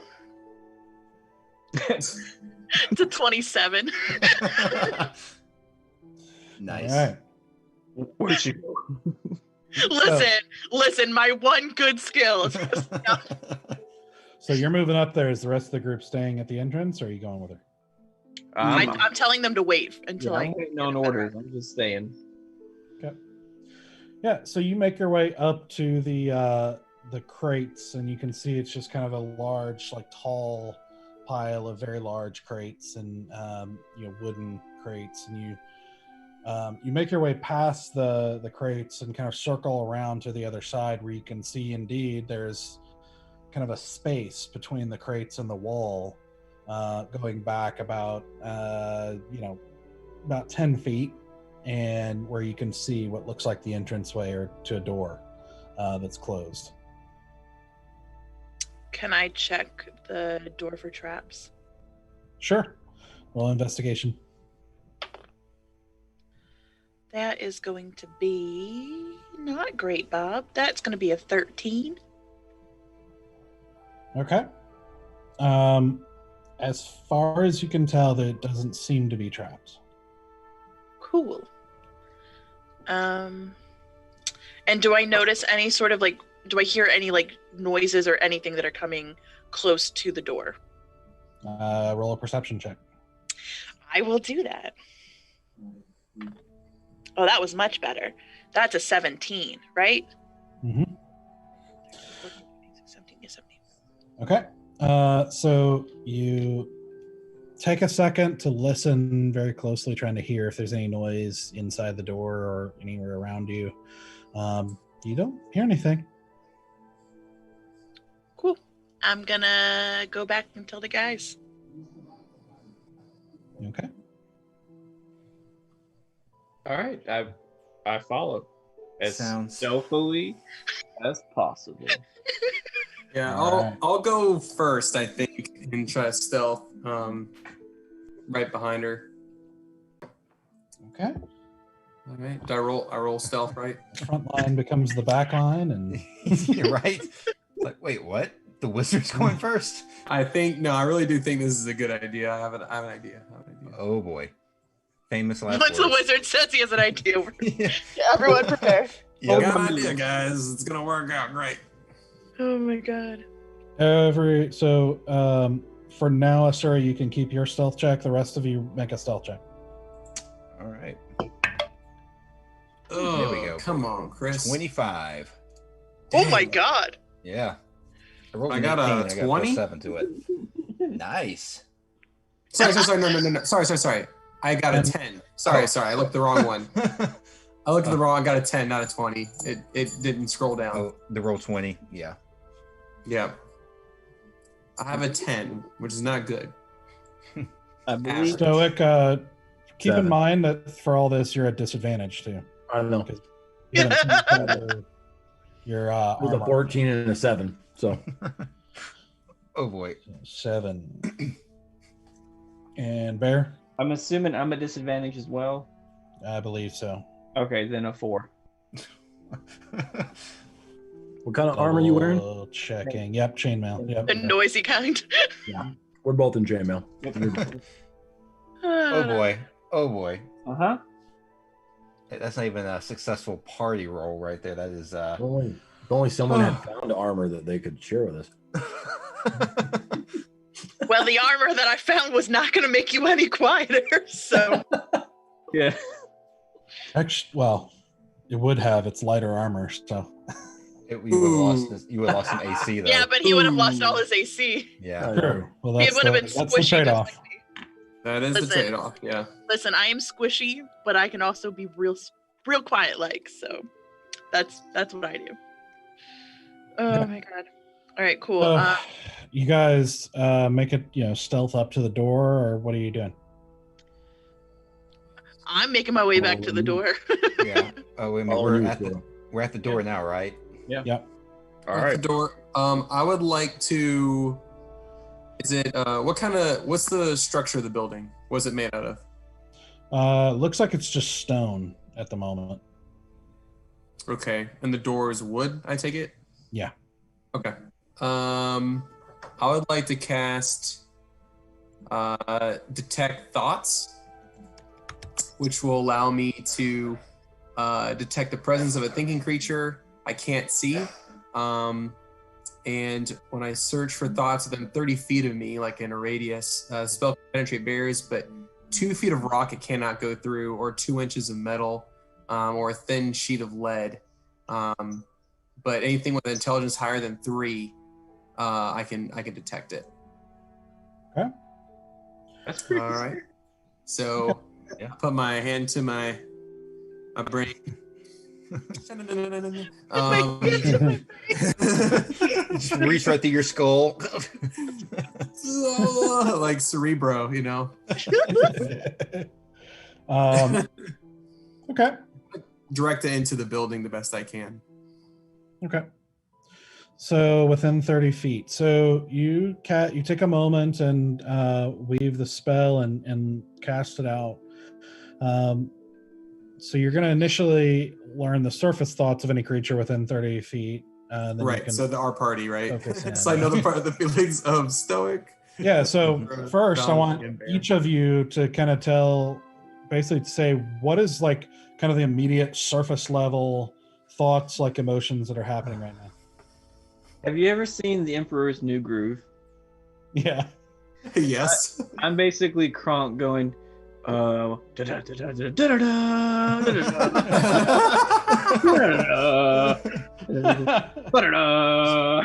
the Mission Impossible theme song in your I head. couldn't think of the song, but yeah, that thing.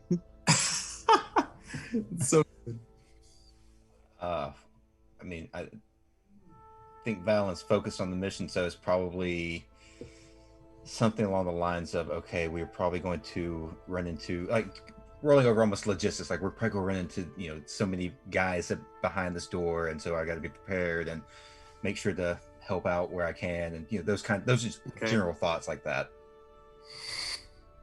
Gotcha.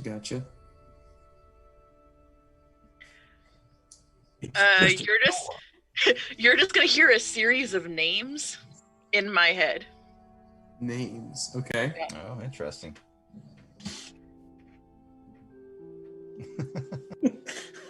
Okay. And Stoic's thoughts are getting a kiss from.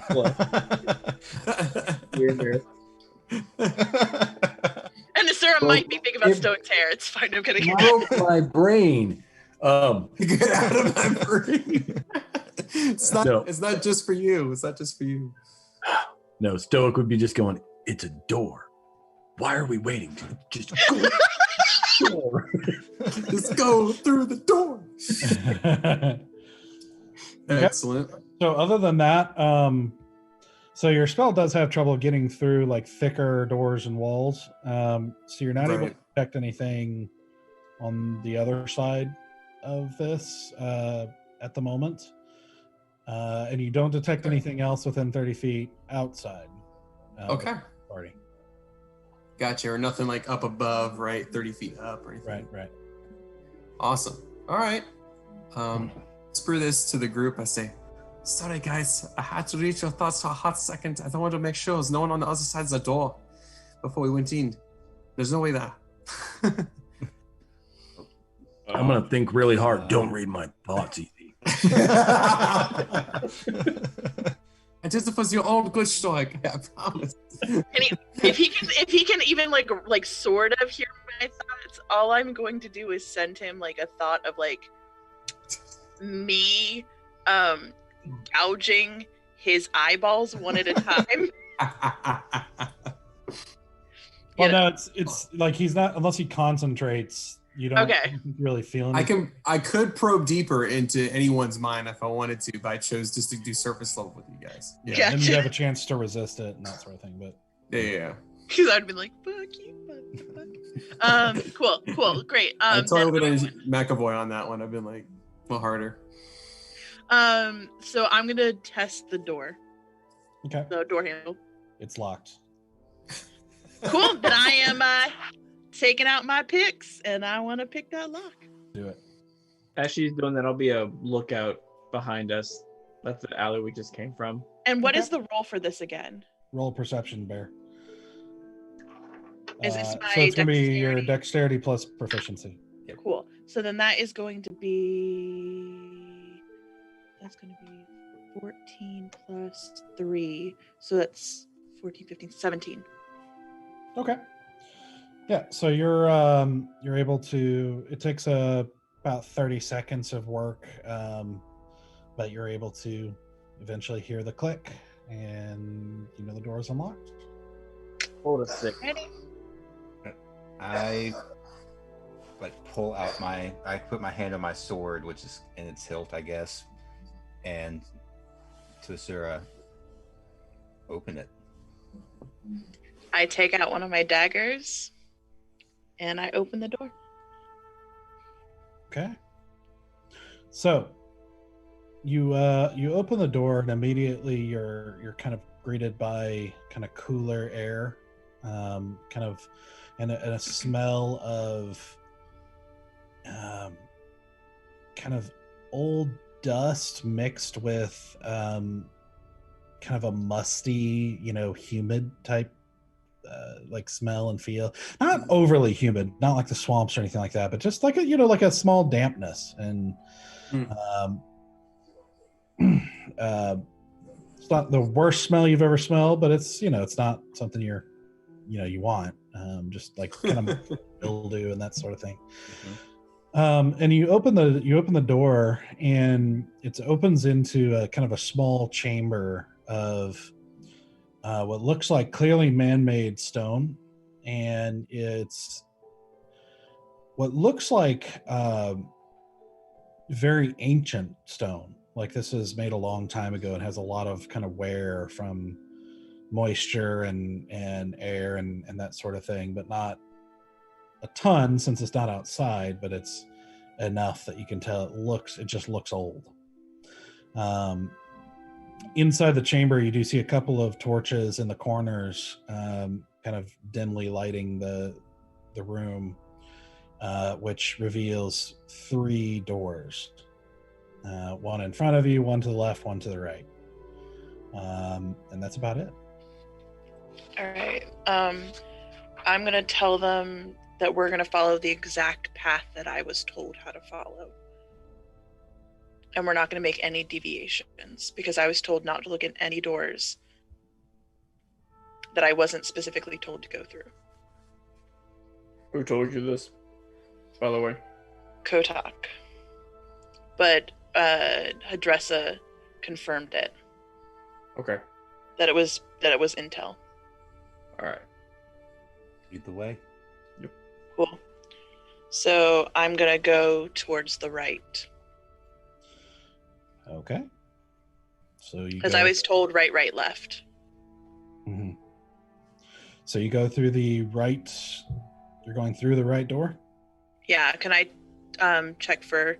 I'm literally going to check for for traps like at every opportunity. I just need you to know that that's going to be my MO for this whole time. Whenever her check runs out, she's going to roll another check. Yeah, pretty much. All right. Roll. Well, it'll be for each individual thing that you're checking out. So so roll an investigation check on. All righty. All right, that wasn't great. 9 plus 2, 9, 11. Okay. So for this one, you reach out and take the handle of the door, and it actually takes a little bit more effort, like it's kind of an older latch. But as you try to gently do it and it doesn't do, you have to put a little more force into it, and you hear just a mild as you open the door. And you pull it open and nothing happens. And you just slowly pull the door open. There's a soft sound as it sort of drags along the ground, revealing kind of a long hallway type chamber on the other side. So I assume you're going in? Yeah, real stealth-like. Right behind her. Yeah, same here. I'm right near the front. Because I would also like to. I don't know if I can help on checking for trap investigation checks. Can I do that or no? Yeah, you could. I would very much like that. Yeah, I'm very good at that. So yeah, I'm not great at it. I'm not terrible, but I'm not great. That's why I was wanting to be in the front with you to help you on this. Then by all means, you can be right there with her. Yeah. You just gotta let me know what you want to do when. Yeah, of course. Sorry. All right. So, as you guys enter this next chamber, what you see is a very long long chamber, almost a tunnel, but essentially what happens is you kind of enter out onto what looks like a kind of a platform, and directly in front of you, the platform drops off a little by about 5 feet or so, and you see just a canal of water that's kind of gently running kind of back towards you.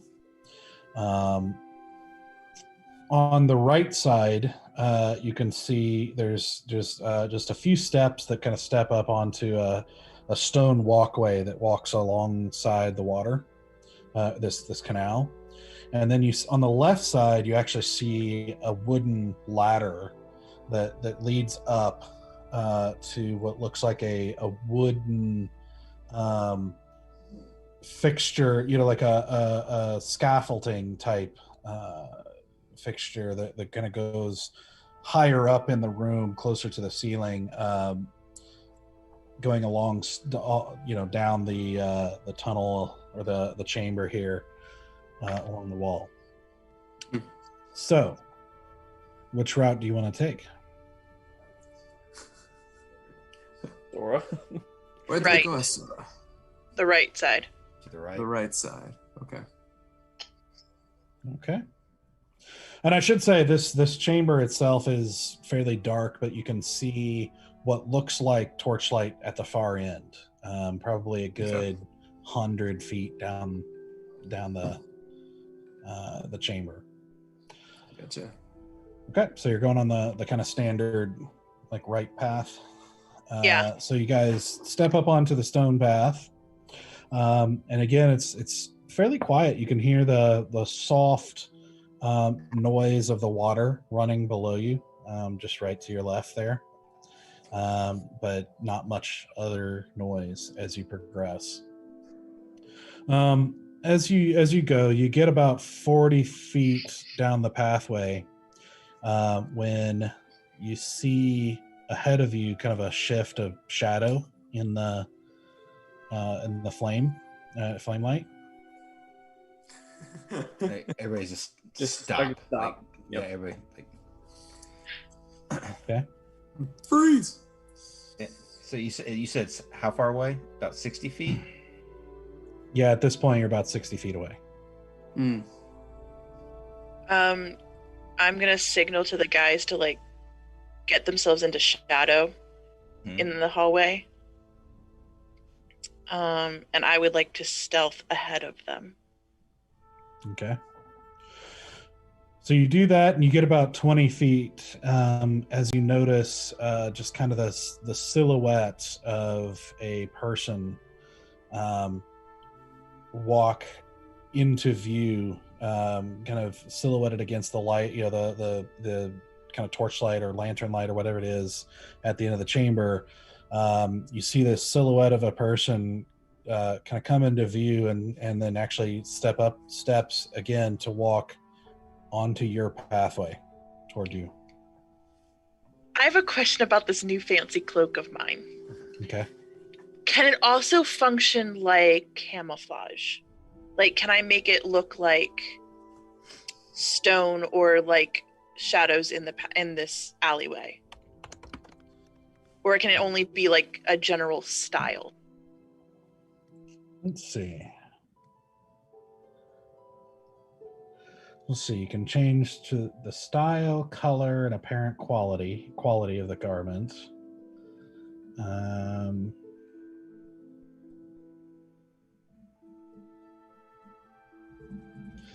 So I would say simple color changes, style, that sort of thing is a little bit easier. For camouflage, you'd have to match the pattern of the thing that you're trying to camouflage against.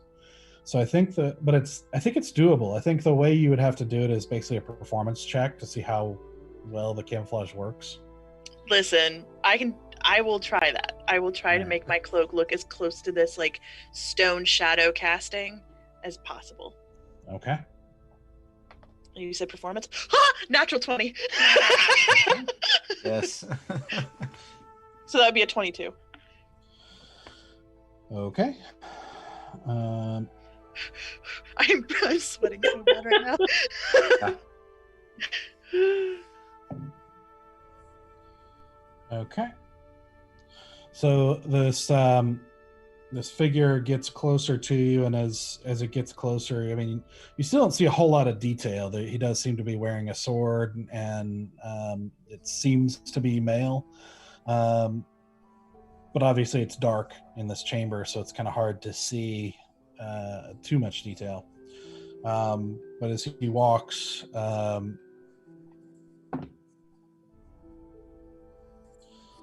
he basically walks past Asura without seeming to notice.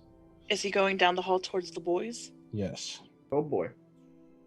As soon as he passes me, I would like to assassinate him. Okay. All right. Here we go. Roll for it. You're not going to guess what I just rolled. What? Another 20. That's actually exactly what I would have guessed. I'm going to confiscate those dice. Wow. Yeah. All right. So go ahead and roll it out. Like roll the damage. All right. So that's going to be, I have to actually do that. And this is with my dagger. So that is going to be... That sweet sneak attack damage. Yeah. And that's going to be sneak attack plus assassinate. So that's a critical regardless of what I roll from this point forward. Yeah. So and that's a 3d6 for sneak attack. And with my dagger, it is 1d4 plus 2. So that's going to be 3, 6, 5, 4. 18 plus 2. 18 times 2 plus 18 times 2. 36. 36, 38 points of damage.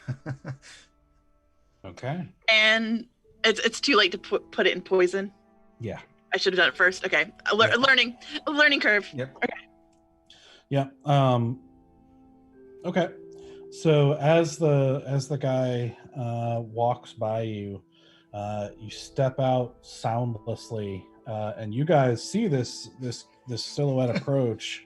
As you see Asura just kind of like go against the walls. You're seeing this in silhouette form, but you kind of see her kind of hide up against the wall. As the guy approaches, you see her again, the shadow come out behind him, and you just hear this. You hear this kind of choking, gurgling sound. As you see the like hands kind of go up to their throat and fall to their knees, and then fall onto the pathway. Can I try to grab him before he falls Sure. his face down? So I can lower him down? Sure. So you lower him gently to the ground? Yeah, so he doesn't clatter too bad when he hits the ground. Yep. You said there was water, like some kind of something There's in like a this. canal of water in the middle, yeah. How deep is it? You don't know? Are you going to go jump in or check? I will just kind of jab my sword, since I don't have my staff with me. I'll jab my sword down into it just to feel how deep it is. Okay. It is more than a sword length. Sir, maybe because I don't want to leave the body here. I don't want any evidence that we were here. Maybe put him in the water or stow him away until we can come back. I feel like if anything shows evidence that we were here, we are. Put him in the bag. He won't fit in the bag bag. Hold on. I'll pull up my great sword. I can make him fit. Oh, well, this went to a dark place. Oh man. All right, I'm gonna start. I'm gonna go ahead and do alter self, and I'm going to first. I can jump into the water and see how deep it really is, and sprout gills and swim down to the bottom. Oh my god! Isn't this water moving? Is it Yeah, real aren't you gonna fast? you're gonna get swept away. At least on the surface doesn't seem fast. Seems not that fast. Okay. All right. If On you the get surface. swept away, I'm done. I'm done. Nah, we're good. We're good. Sarah's having flashbacks. Yes. Yes. All to of the us time are. I died. I'll say, sounds worry. I like do like a little pirouette into the canal. Jeez. Oh no. boy. Okay. I'm not okay. I'll go in slowly. I'm not gonna like dive in. Yeah, let's not make the Knock- loud noise, please. Knock yourself out and die. Okay. So Yeah. you go into this. You kind of carefully slide into this water, and submerge yourself with with the gills and everything like that. Only to find that it's only about 5 foot deep. Okay. And you can feel it's not just water. Boy. Oh. You're not sure exactly what you're feeling because it's pitch dark. But yeah. That's dirty. All right. Out of the water now. You guys obviously see I'm like more than like it's like what the chest, I guess chest level for me. I'm like 6 foot something. So I get out of the water and I'm gonna transform my appearance to look exactly like this guy. Okay. You do feel as you stand up and start to get out, you do feel something seemingly move by your foot as you get out of the water.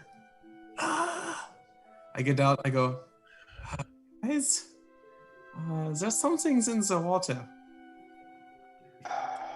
Not disturb the fluids. I disturbed the flow. I made a crucial mistake.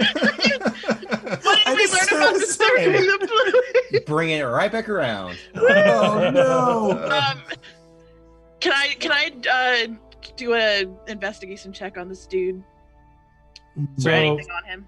yeah, so you'll have to do it with disadvantage because you have dark vision, but it's still very dark where you're at. So in order to do anything visually with him, you're gonna have to drag him into light or make light.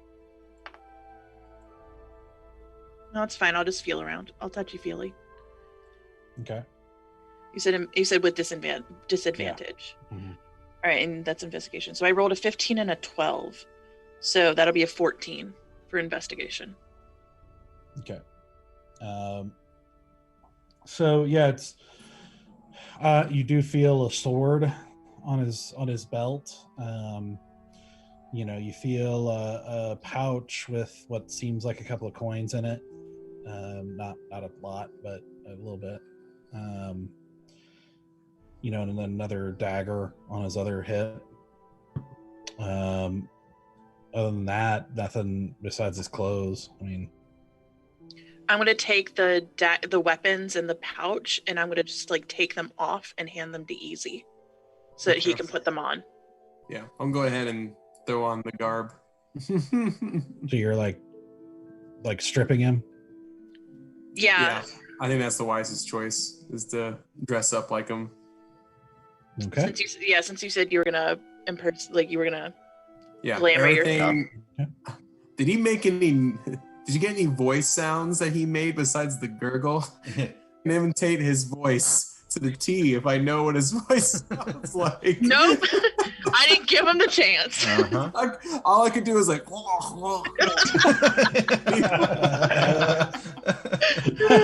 least with the same tone, I could do it. Roll for death rattle. Oh man. So Easy said he felt something. I'm gonna do a perception check, or what is it? I'm gonna look for whatever Easy said he felt. Probably So- investigation. Investigation. Looking is hard, but yeah, you can try. It's What? perception at disadvantage. Okay. Damn it! One's a 19, Ugh. but instead it's a 4. That's water, all right. Yeah. Yep. Dark water. Just water. Just Yeah. water. Real You dark do. water, You guys. do with this perception check notice that Easy does not smell great at the moment. Easy. Yeah. I don't think that was a lake or a pond. Yeah, that's a sewage. That's a sewage canal, friends. Yeah. Mhm. Good. I don't see what you're talking about. I don't see anything that runs your feet or anything. Looks clear to me. Well, So reassure you, something's there. so stripping the guy is going to take about 5 minutes, a couple more minutes to get the clothes on. Okay. I'm just gonna tap on Bear and just like, Bear, I need you to drag him into the waters. Oh, okay. Like now, you ready? Yes. I'll take him. Quietly.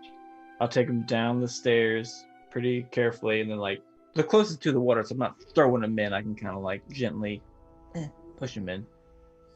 Do we have something to kind of weigh his body down with? Because right now, I think he's probably going to float. Unless we want to stick ball bearings up his. No, the ball bearings won't be enough.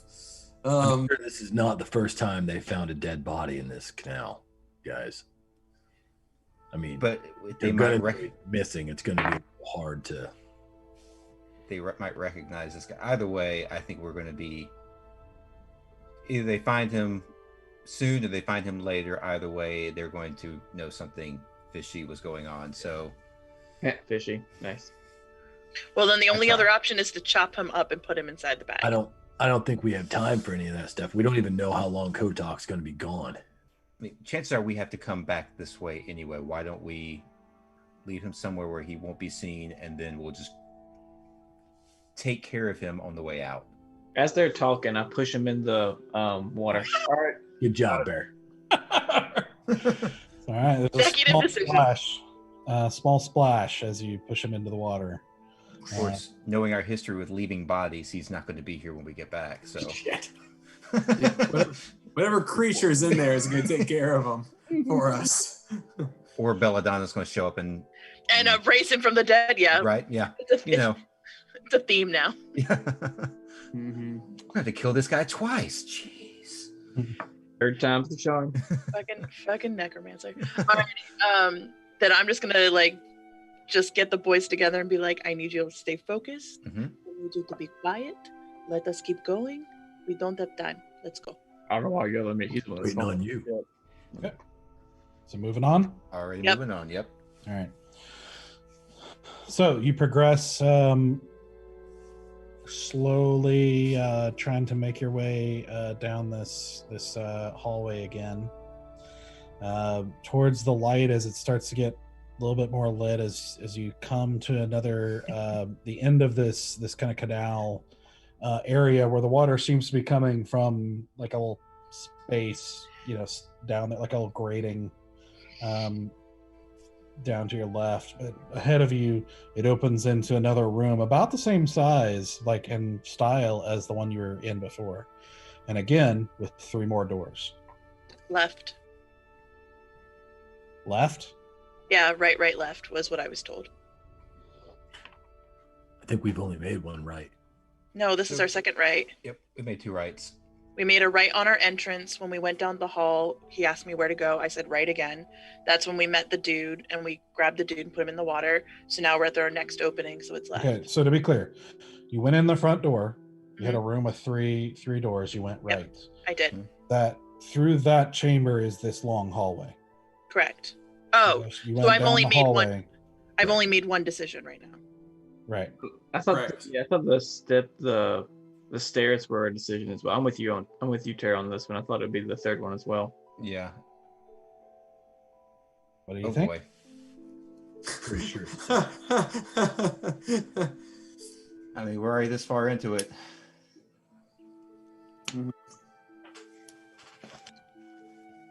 Right. I want to say this is our second right. Okay. Is that your final answer? Yep. I'm gonna say this is my second decision. So this is right. Okay. So you go up to the door. You reach out and take hold of the latch and pull the door open. Nothing seems to happen. Sneaky, sneaky. So you pull open this door and make your way into the next room, where you are immediately greeted by what looks like a larger chamber. And there seems to be kind of a diffused, kind of bluish or grayish light throughout the room that seems sourceless. And immediately in front of you, about 10 feet into the room, is just a heavy mist. Shit! Oh man. All right. Wait. Do we have 10 minutes?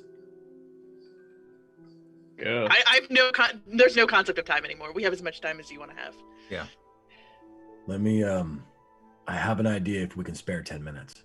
Go for it. Yeah. It's going to help. Please, And by all means. I'm gonna sit down and meditate and cast Detect Magic. Detect magic? I'm hoping if there's anything in that mist, it might let us know. Okay. So you're taking 10 minutes to sit here and do this? Yep. And while he's doing that, is there anywhere... Okay, first, does the mist go all the way up? Does it, like, reach all the way up? Or does it, like, it kind of taps?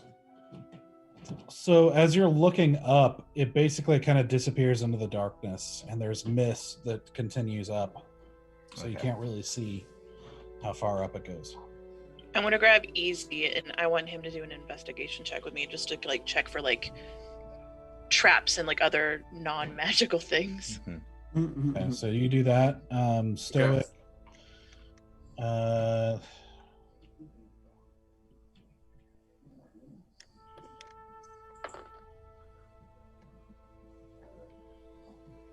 Let's see. That door is still open. It didn't like swing shut behind us, did it? No, it didn't. It's still open. Okay. I'm just gonna like stand in the doorway, kind of keeping an eye on the back of the party. Okay. Stoic, as you again take hold of your symbol and whisper your prayer and reach out with your mind to once again try to detect magic in this room. You can definitely tell that there's definitely a magical quality to this mist, and it seems to glow a kind of bluish aura kind of dispersed through the mist with you that you know is an enchantment aura.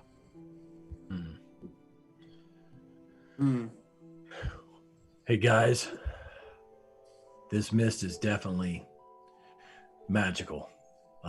Someone has enchanted it, and I'm concerned if we go through it that it may, I don't know what the effects may be.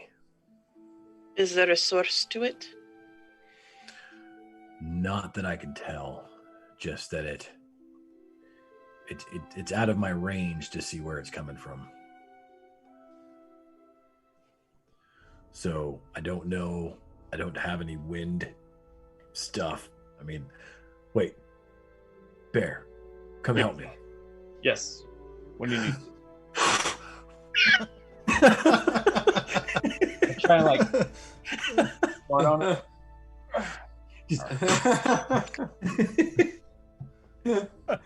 You guys, Blow a little bit, and you see just a little bit of mist kind of like blow and then fall back into the... you guys did not like this idea earlier, and I don't blame you. But I could still send out White Claw ahead of us and see what she finds. How long does it take to summon her? 10 minutes. We've already wasted 10. I know. I can cast my Mage Hand to feel through the mist. Do you have some way to possibly get rid of the mist? No. Like some kind of way to... I have no ability of removing the mist right now. Or I any can kind of also- magical... I can send myself. I can teleport out 30 feet. I don't know if that would help or not. Don't you have to see where you're going? Yeah, but I mean, I can see it. I can see the ground in front of me. Like I think it's like 30 that way. Do we have any rope? I left mine at Yeah. We got rope. thing. I have rope. I got plenty of rope. So maybe one of us just needs to go first and see if they can find the doors on the other side of the mist, and then we follow the rope. I would volunteer to go first, but I'm worried if I go, I can't heal anybody if it does go poorly. I can go, but again, I'm not stealthy. I don't mind taking that risk though. All right. I'll go. Let me be the one that does it, because you guys are definitely, you have healing abilities, magical healing abilities. I have enough constitution and enough ability to get through this, or at least take a little bit of whatever this can throw at me. I guess if you can try not to go more than 30 feet in front of me, so I can get to you in an instant if I need to. Well, if like anything that signifies trouble, pull me back as hard as you can. Will do. All right. Tying a rope to my waist. Yep. And I'm going to just put my hand on your shoulder and say good luck and cast guidance. Wait. I have Potion of Watchful Rest. What does that If mean? you take it for 8 hours, magic can't put you to sleep, and you can remain awake during a long rest and still gain its benefits. That's a pretty big risk if we're assuming it's going to put him to sleep. We don't know what it does. Yeah. Okay, I was just letting you know that I had it. No, that's great. Like it's we'll need it in the future, I'm sure. Okay.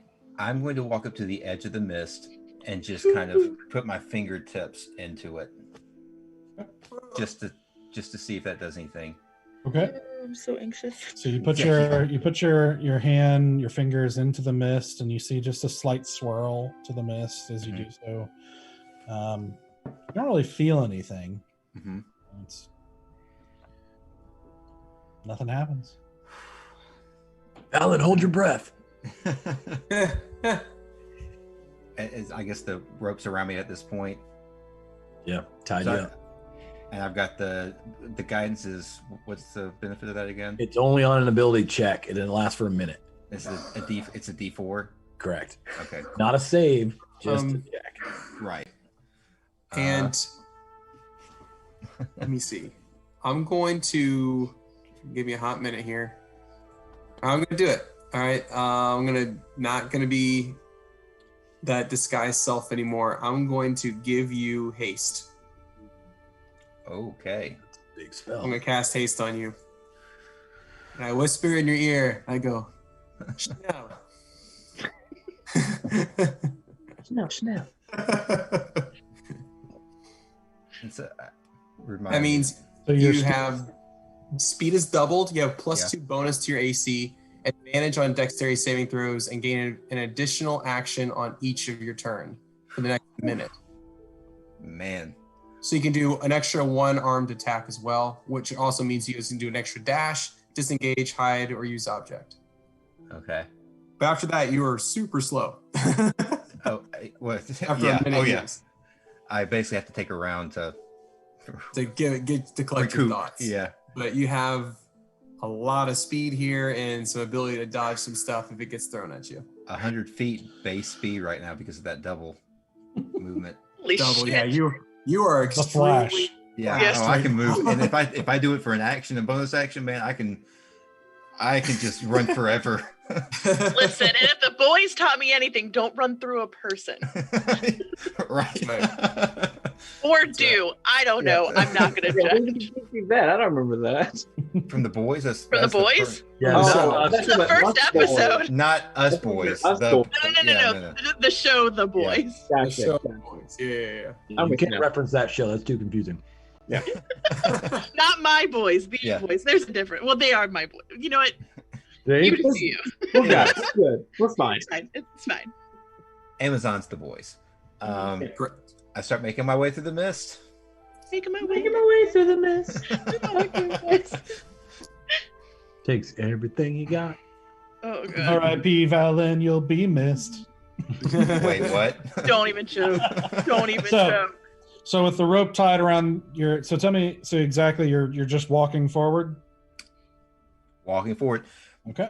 I Fair. imagine a little bit like doing this, kind of hands out. Okay. You Okay. know. So with the rope tied around your waist, Yep. you step foot into the mist, and it's after about 10 feet into the mist, you are completely surrounded by this kind of diffused light mist, like just basically effectively blind. You walk and you walk, and it becomes kind of hard to know for sure how far you've walked. But you keep walking for little ways. And then you walk some more. And eventually, after what seems like a couple minutes of walking, you suddenly see you basically come and you start to see just faintly visible figures up ahead. Okay, this is a easy. How long did haste last?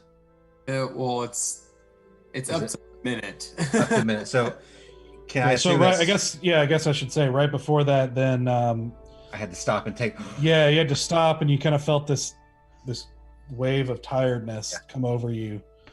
But after a few seconds, you're able to kind of get yourself together. But So haste and guidance are gone right now. Yeah, your haste Yeah. buff is gone. Dang it. Yep. so, as I said, you start to see something materializing on the other side as you start to see figures. You see 4 figures start to materialize out in front of you. You know what would be Yes. really, It's a gonna be really good idea. It's Watch us. it be It's us. us. It's us. Oh, is it us? But it would also been a good idea to establish some kind of like Morse Signal. code that I can pull on the rope like 3 times and say there's something up here instead of just like, You know what? Listen, we're really smart after the fact, so Right. this is a learning opportunity for us. Yep. Oh god. Um, Fucked up already. the rope still feels like it's got plenty of. It's not like taut. Feel like it's gone taut or anything like that, No. right? Mhm. How far do I have a sense of how far in front of me the figures are? Not terribly far. Okay. What positions, like, can I see some? Obviously I can't see all full detail, but can I get an idea of like how they're standing and how far it's spaced out? Some heights. Yeah, some Yeah, heights. It's very undefined at the moment. Like you're basically stopping right as you start to see something materialize. Oh man, this is gonna suck.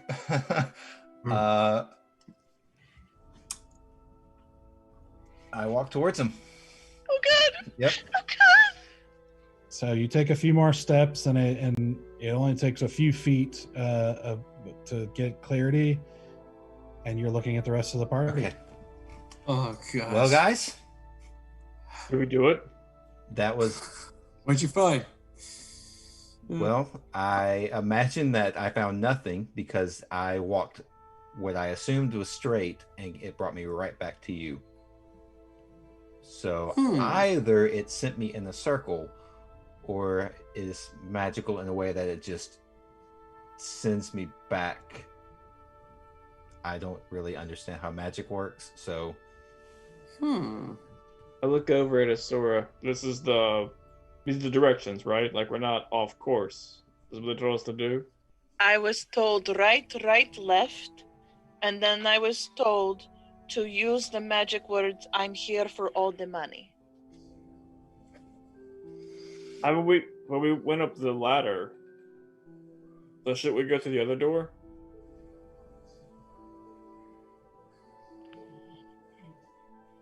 I was told right, left. I am here for all the money.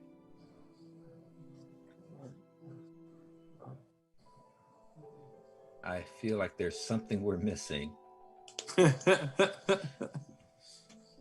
probably obvious to everyone but us. Seems that way. Well, We can still go back. Do we want to try a different door? Or do we want to try and... I was advised not to go into any other doors because I wouldn't like what I saw. EC, how far can you send out your mage hand? I can send it out 30 feet. Does that kind of take it out of you a little bit, or are you fine afterwards? No, it's like I can give it a try and see what happens, see if it bumps into anything. So I'll send out my mage hand out 30 feet into the mist, see if it bumps into anything. Okay. I don't think I'll be able to know what it is. I just will know that it hits something. Okay. So you materialize your mage hand, send it off into the mist, just pushing it forward, and don't seem to touch anything. Huh. I'm gonna go back to the door just to make sure we're not trapped inside this misty room. Like going back through the door? Yeah. Yeah, you step out, no problem. Okay. I'm sure, like I said, I'm gonna hold out there at the doorway. Just make sure. Okay. Sora, do you have your bow on you? I have my crossbow, yes. Do you want to fire an arrow into the mist and see if we can hear it hit a wall on the other side? Okay. All right. I'm going to stand in front of her with my shield out. Okay. Thank you. Just in case. I direct everyone else, let's stand off to the sides. Alrighty, I'm gonna set up my crossbow. I'm gonna shoot into the mist, and then I'm gonna get right behind Stoic. Like, shoom. Make an attack roll. Oh, shit. Alrighty. Yeah, 20. No. But I did roll a 16, so that's plus 5. Ooh. 21. 21. Okay. So you shoot the crossbow, in letting it loose. And it seems loud in this. It's pretty quiet down here, and so you just hear this, and it hits Stoic right in the leg, just below, as it comes back through the mist. Roll your damage. Stoic. Yep. Am I rolling just straight damage? I'm not rolling any modifiers. No, it's your full attack. Like it's your crossbow attack. I knew it was coming, though. Yeah, there's no sneak attack. It's not sneak attack. But Yeah. No, it's not sneak attack. 6. All right. I asked for it.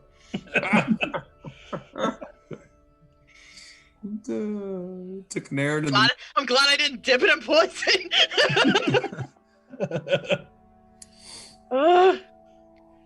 I'm not funny. smart enough to know how D&D works to figure out how this works.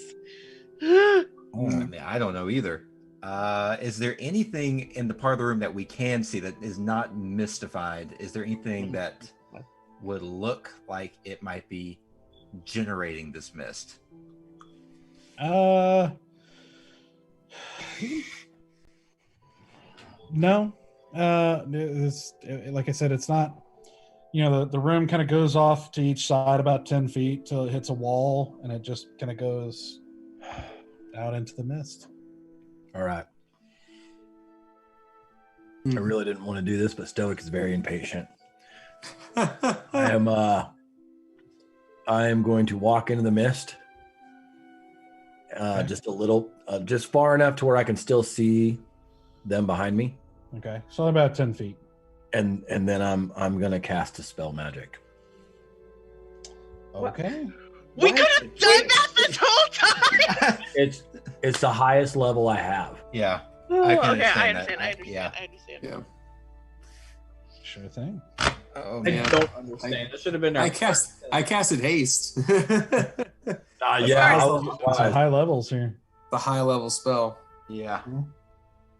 and it says that it does dispel a magical effect within range, and the range is 60 feet. Okay. Okay. Yeah, pretty close enough. So let's see. You said it's. Oh, sorry, 120 feet. Mm-hmm. Okay. So using your spellcasting modifier, make a check. All right. I believe that's wisdom for me. So that's a 18. I believe it's your wisdom plus your proficiency, if I'm not mistaken. It should be on your sheet. Oh yeah, because it'd be like my adder Your for plus tackle. 6. Yeah, so it'd be plus 6. So that's 18 plus 6. It's a 24. So 24. That'll do it. That'll do it. Nice. So as you again kneel down, grabbing on and whispering a different prayer, you guys watching this happen as he almost disappears into the midst. You see just his kind of dark, like misty form kneel down, and then you just see this wave of divine light just explode out from him in this kind of whitish globe, expanding globe of light. And as it does so, the mist is basically gone wherever the light has touched, and it just expands out through the room. And now you can see that the mist is mostly gone, and you can see that it looks like has been pushed. And you can see at the edges, at the walls and the ceiling of this room, which is only about 40 feet long, and about 20 feet wide, you can see it looks like the mist has almost been held back at the edges of the walls, which you can now see have different runes carved into the wall. But it seems like it's kind of being held there, and you can see the other end of the room, which has but you kind of get the impression that it's not like it deactivated the runes that are holding, that are kind of doing, making this thing happen, but it seems like the effect is dissipated for now. After you. Onwards and upwards. I'm gonna. Has he removed the arrow from his body yet? Nope. I'm going to pull the arrow out of Stoic. Ow! I'm you going heard to echo say, through the room. Oh no. and I'm going to say, Cupid has a way, doesn't he? And then I'm gonna run across the room. Never understand that woman. I'll put a hand on Stoic. How much are you hurt, man? I did 6. I'm gonna heal you. I'll heal you back up to full health. Oh, thank you. I want to investigate this door real fast. So you go to the other end of this room, past this area, and you find yourself at another kind of square type area, this time with 2 doors. One is directly ahead of you, and one is to the left. Left. And so you see this one is actually looks to be kind of a stone door with more runes carved on it. And there doesn't seem to be a doorknob. I am going to say the magic words. Char? I'm here for all the money. So as you say that, you see through these kind of runes and designs, you see a light start from the middle and then just kind of crawl across the designs and then dissipate. And you hear just like this loud grinding noise as the door opens back, opening into another well-lit room inside. And so as you guys go inside, you see before you a room with there's kind of a large rug in the middle. There's a small rug over to one side where there's a large kind of king-size bed that's kind of looks lumpy and messy. You see some shelves lining the back of the room that seem kind of sparsely occupied by various things. And in the middle across from you is a desk And sitting at the desk is a woman in a very simple black dress. Oh shit. With hair, kind of like gray hair pulled back, into a bun, kind of pulled up into a bun of sorts. And she seems to be reading a book and has like a tea set in front of her as she's sipping tea. And she looks up at you guys and sets the teacup down slowly, and she says, "Well, I've been around long enough to recognize ill intent when I see it. And the fact that you're here means that you've either taken Kotok or someone close to him for the information of how to get in here. Or it was given freely and you betrayed us. Well, perhaps we can discuss that in a bit. But first, Ilkenthis Ashna." I'm gonna, before she can speak, I'm gonna use hold person on her. Okay, you can try. Okay. And I would like to shoot an arrow in like here, like through her throat. Okay. So for hold person, you have to succeed a wisdom saving throw. Okay. I think we've learned that you don't let people finish sentences. I don't let people with books talk anymore. Yeah. 14. What does she have to beat? 14. 18. Can I shoot my arrow? You can try. What I want you to do is I want you to make 2 rolls because we're basically seeing if you can get this off before she finishes the sentence, because you basically kind of said it after she said it. So, all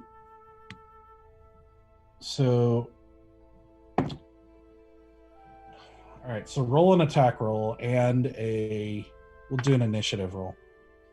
Okay. So attack roll, initiative roll. Right. Oh man.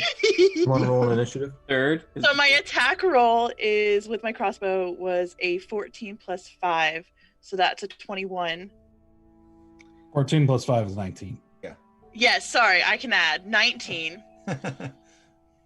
My initiative was a natural 20. Right. Plus 7, so it's a 27. Okay. God, I hope I did this.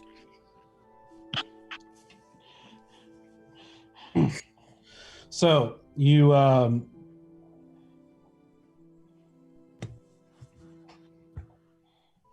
right. So you're able to get the shot off, and you shoot it, and it shoots her, and you see her kind of try to move out of the way as she sees this coming, and it grazes the side of her neck. Roll for damage. Okay. Oh shit, I should have poisoned it. God damn it, I forget I have poison now. What's my damage? That's gonna be. This is gonna be a straight attack. It's not. Yeah. So that's a crossbow. So that's a 1d8. Does she still get assassinate because she's first in initiative? No, because it's like. No, because she saw me. Okay. Oh, Yeah. It's an 8, so assassinate they can't. This is not really combat. This Gotcha. is more of like a trying to resolve this interaction. Yeah. So that's 7 plus 2, so that's a 9. 9 points. Okay. So you see her kind of move to the side, and you see this crossbow graze her neck, and you see blood start gushing out as she grabs it, and you hear her like spew something and like kind of a curse in a different language you don't recognize. Ilkenthis Athnar. Shit! And as she says that, you hear another stone grinding noise from around, kind of dispersed through this room, and you see the walls to the right and left of you.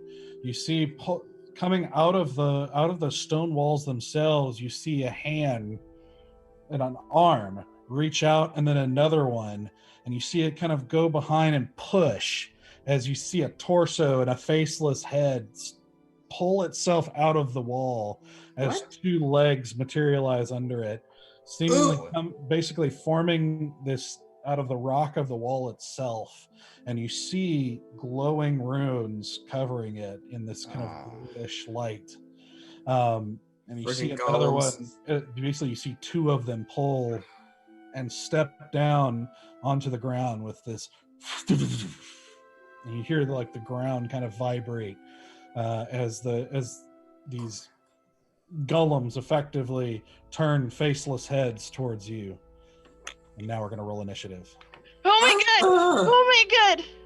Actually, almost got her. Damn, wisdom saving throw. Close. Ooh, natural 20, so it's a 24 for me. You beat me in initiative. Yeah, it's the first nat 20 I've had in a while. That's true. You have been kind of lacking. Yep, I mean I've done decent rolls, but I really would like to say that nat 20 for a hit. Listen, we're gonna take them where we get them these days, kid. Oh yeah, absolutely. That's right. DM. That's right. Just for clarification, so there's one body that came out of the wall, or two bodies that came out of the wall? Two. So two One bodies per side. plus the female in the chair. Right. Okay. Okay, so Valen, what was your total? 24.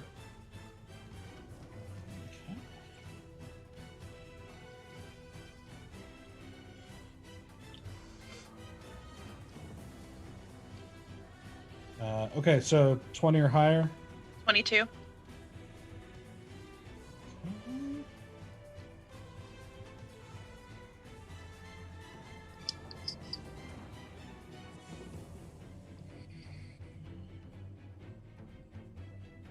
Okay, 15 or higher. 16. 17. I got an 18. Wow. Nice. Yeah. How am I still last? I finally rolled well. I'm still last. You are still last. I'm still last. That's amazing. Okay. You probably rolled that Jeb was like, yes! I was so excited. Like, I did it. I'm finally going to go early.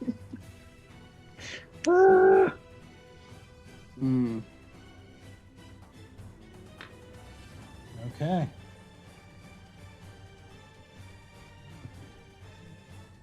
So as these things get ready and start coming towards you, Valen, you're up first. Okay. So is this on roll 20? My tab actually had gone to sleep, so it's reloading right now. I will attack. Man, I'm gonna attack the golem on the right. Might as well. Okay. I was really not prepared for this. Oh, I should probably get you guys on the map here. That's what I was just pulling out to see. I was like, I still see a dragon. A very dead dragon. Uh-huh. Got him. Got it all mapped in my mind. Yeah. I mind operated the whole thing. Okay. So you should be able to see now. Yep. Ooh, that's a big room. Yeah, it is a big room. All right. Okay. Valen, what you up to? My stomach hurts. So I am going. Let's change that. I'm going to go for the one on the left because it's a little bit closer to me. Closer to you. Yeah. Yeah, and Okay. I will. Either way, it's going to be about the same. I'm going to do an unarmed strike on it. Okay. Yeah. So that will be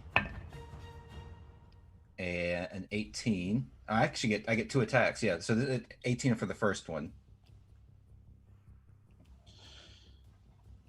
Okay. Does that hit? That's 18. You said. Yep. Yep, that hits. Sweet. So what I'm also going to do is spend a key point to do cunning strike or stunning strike. Sorry, and so you have to roll a what is it? A Constitution saving throw, beating a DC of 13, Or you become stunned for until the end of your next turn. Or sorry, end of my next turn. So if you fail a DC 13 con save, you are stunned until my next turn comes around.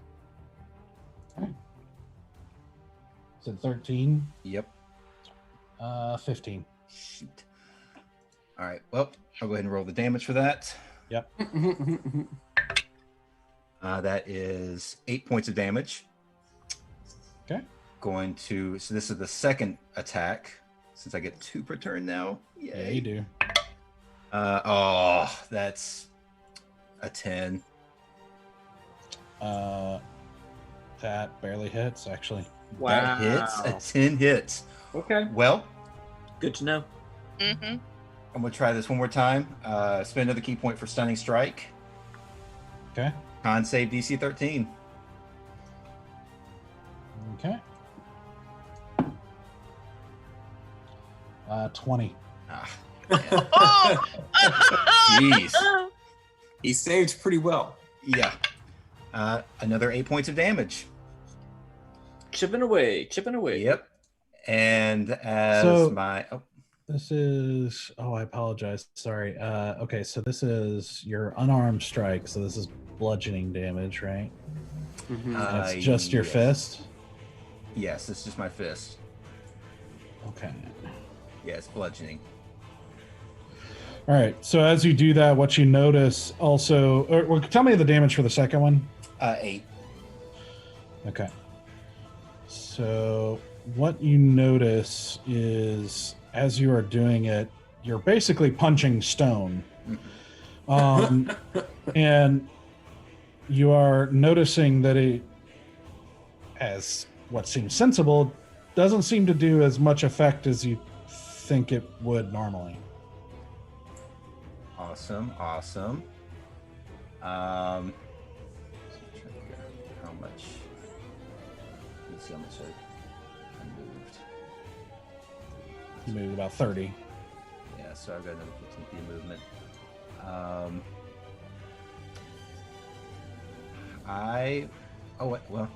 I've got. I should note, I have my short sword drawn. I'm just not using it. That will come into play in just a minute. I'm just going to do I'm not going to do a flurry of blows. I'm going to do one for my bonus action. I'm going to do an unarmed strike again. So just a regular unarmed strike. A total 20. Yep. That hits. And oh man, 5 points of damage. Okay. Okay. And because I did a unarmed strike for my action, and I need to find this to double check.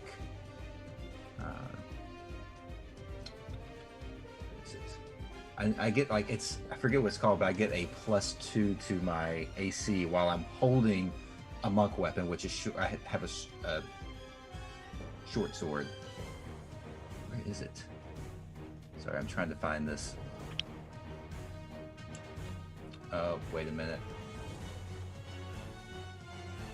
Never mind. It's a Kensei weapon, not a monk weapon. So I don't have a short sword. It's a Kensei weapon. So I'm actually going to take my 15 feet and move back. Okay. And then that's my turn. Okay. Back towards the group. Okay. Asura, you're up next. Okay. Oh, this is real stupid. I'm going to dip my arrow in my poison. Okay. And I'm going to shoot it at the lady.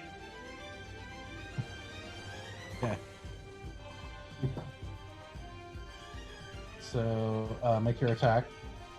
All right, so that's going to be 5, 6, 7, 8, 18 to hit.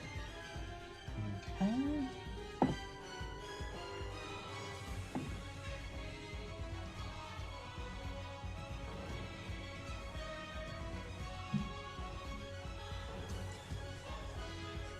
Okay. So as you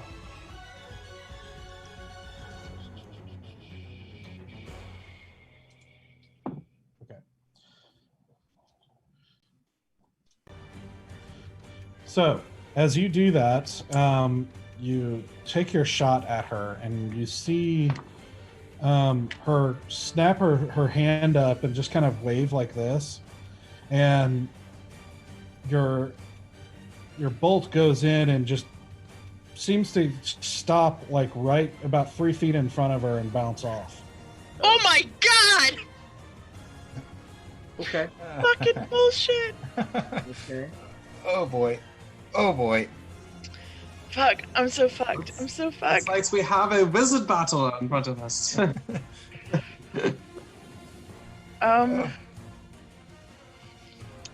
Shit. Great.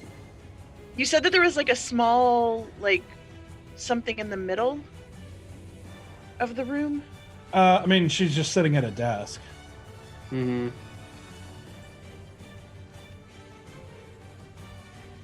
And there's nothing else in this room Well, other than the there's giant golems. yeah, I didn't have the pieces for it on the map, but the basically there's a bed like over in this corner, like a king size bed. There's a couple of shelves lining the back of the room here, like a little rug in front of the bed right about here. Not much else in the room. It's a pretty bare room. Yeah.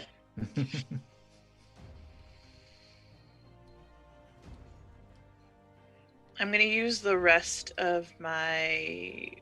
I'm gonna use my bonus action to dash and my movement to get towards the like bookshelves that are in the corner. Okay. Right or left? So there are a few, like here, and there's some over here, some directly behind her. Let's go right. Okay. So, yeah, that's gonna use basically all your movement. But you get to a shelf. Cool. I don't know what I'm gonna do, but I'm doing something. Oh, fuck my life. Okay. That's really far away. Okay. So it's your turn. Yep. Okay. Now it's their turn. Dang it. So- You went before me? Dang it. Mhm. Nuts. Yeah, they rolled a natural 20, but still couldn't beat you guys' stuff. So. That's nuts. Wow. Yeah. All right. So first thing, the lady who is still clutching her neck gets up, not in a rush really, but just sort of like she just scoots her chair back and gets up, like holding it, and walks the opposite direction over here to the shelf over here, and she takes a vial off of the shelf of a reddish liquid, and she drinks it. And you see the wound on her neck start, basically go away. And she kind of looks at her hand and kind of wipes it on the bottom of her dress a little bit, and just sort of like muttering a little bit. And she really just looks annoyed. Like she's not even looking at you guys. Like she's just, and then she like gives this kind of exasperated sigh and walks back over to the desk and sits down, picks up her book and takes her cup up and just goes back to reading. Oh, jeez. As the golems, let's see. All right, so this one is going to move up and attack Valen. That tracks.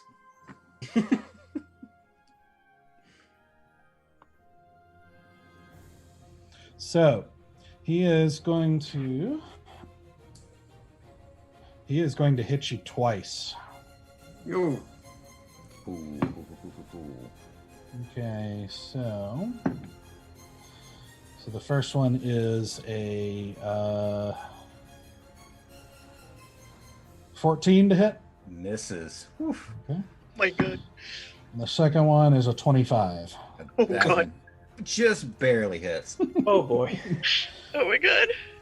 Okay. Big stone.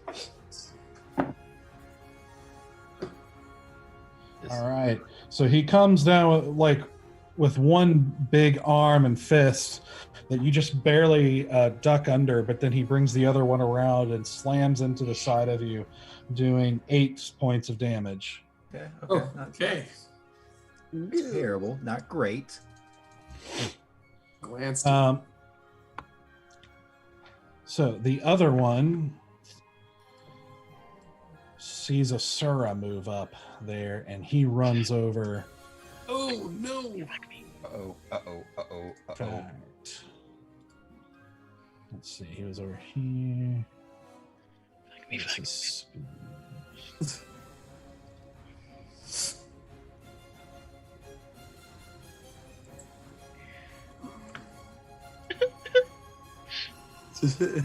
Gonna get right here and make 2 attacks on Sura. All right, so the first one is 15. It hits. Oh. Uh-oh. All right, so that does. Well, I'd like to use Uncanny Dodge. Okay.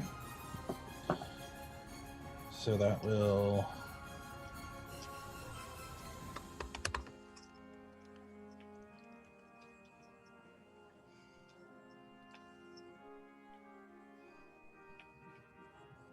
So that's your reaction to have it. So that would be 14 points of damage, half to 7. Jesus. Yep. All right.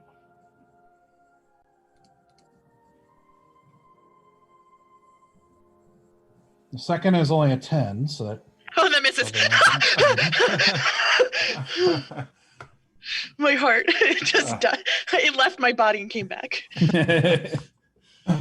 Okay, that's okay. So that's their round. Easy, you're up. Oh boy. I had a plan for that lady, but I don't know.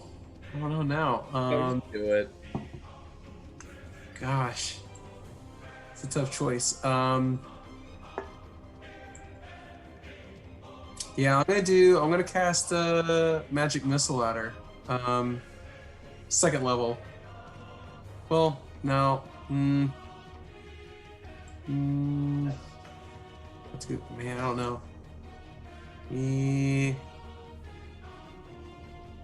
Now I'll do a 1st level on her. Magic missile. So make sure it actually hits her. Well, I mean, it's supposed to hit her automatically, but I don't know if she has something that resists it. But does it hit her?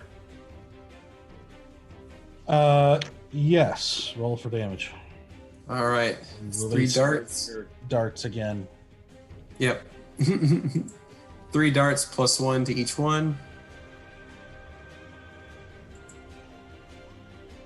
Oh, that's crappy. Wait, it's 3. Wait, I can't remember, right? It's 3 darts and then plus 1 to each dart, or just plus 1 overall? To each one. Each one. Okay. Each one. Okay, I thought so. Okay. So that's 7 points of damage. Oh, what? Yeah, I rolled a 1, a 2, and a 1. Oh. Pretty bad roll. Oh my gosh. Yeah. All right. Like they're almost the worst roll I can have. Yeah, I'm sure. So again, you release all these darts that arch through the air, and you just see her as she takes a sip. You just see her go. She kind of like chokes just slightly on her tea and All right. looks at it and looks up at you, and she just goes, "Not very smart if you're trying to kill me." And that's all she says. Okay. Well, call your golems off. I'm liking the situation less and less after each go here. Interaction, yeah. Yeah. Okay. So that's your turn? Yeah, and then I'm going to move. Let's see. I'm gonna move behind Bear. A little bit. I'm gonna take like 15 feet to the right. Okay. Yeah, a little bit to the right, or There. I would say There. actually I want to move. About I think about here because I can. Oh, I'll go right about here so that I can be within range of Terra, within Asura. Here. Yeah, so I'm within 30 feet of her. Right, I need to go a little bit further. Yeah, here. Yeah, a little bit further. Yeah, I might have to go the full 30. Let's see. So you can get about there. Ooh. Oof. Gosh, come on. I'll just spend 3 rounds to get to her. Oh. Yeah. Wizards are not known for their movement speed. They're not. Yeah, that's all I could do. Okay. All right. Stoic. As this is happening, you feel as you start feeling the adrenaline pumping and you're ready to start coming at these guys, you feel in your head, you just feel very strongly like this strong urge, like this could be resolved really easily. In fact, you could probably deal with this and it would just be a lot easier if you use the ring. Oh no. So I want you to make a wisdom saving throw with disadvantage. Oh no. Disadvantage. I'm so torn because I don't want to be in this fight, but I also don't want Stoic to lose his mind to the ring. Give in to the power of the ring. 11. It's a saving throw? Yeah. Plus 6. So that's a 17. 17. With disadvantage? Yeah, with disadvantage?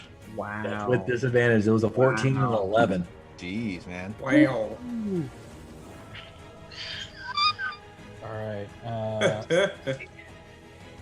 I don't got much, but I got good defense. Our cleric has rolls. That's right. Okay.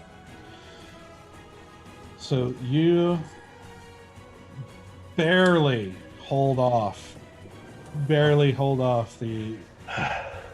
urge to go with this, even though it's, man, you can't help but feel like it's really appealing for some reason. You just kind of shake it off in the moment and focus. So go ahead and take your turn now. Ooh, buddy. So, buddy. DM, for clarification, I can cast a spell as a bonus action, but I can't cast 2 spells, correct? So like an action spell. What if it's a cantrip? I think you can cast a cantrip. Okay. Then I just had to Yes, check. for now. Okay, because I asked because of range, because I can't make it to anybody. So I would like to move towards the golem near Asura. Full 30 foot of movement. Okay. And then I would like to, as a bonus action, cast Spiritual Weapon to charge up my mace. Okay. Well, I'm not close enough to it, so I will put the Spiritual Weapon right next to Asura. I think you can. I mean, your spiritual weapon doesn't have to be on you, right? You can. Yeah, I can cast it away from me. I'm going to cast it next to Asura, though. Okay. Aw.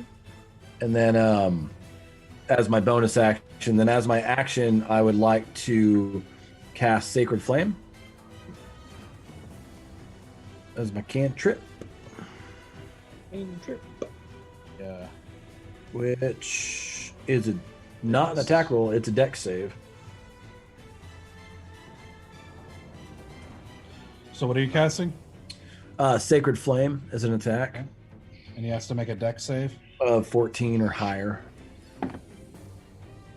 Fail. So that is 2d8 radiant damage. All right. Since the other choice was bludgeoning, and that is for a total of 8 damage. 8 damage. Okay. So you release this this sacred flame damage on this thing, and you see the flames arch over it, and you just kind of you hear the kind of sizzling as like this kind of heated stone gets bombarded with this flame. And you said it was 8 damage. Correct. All right.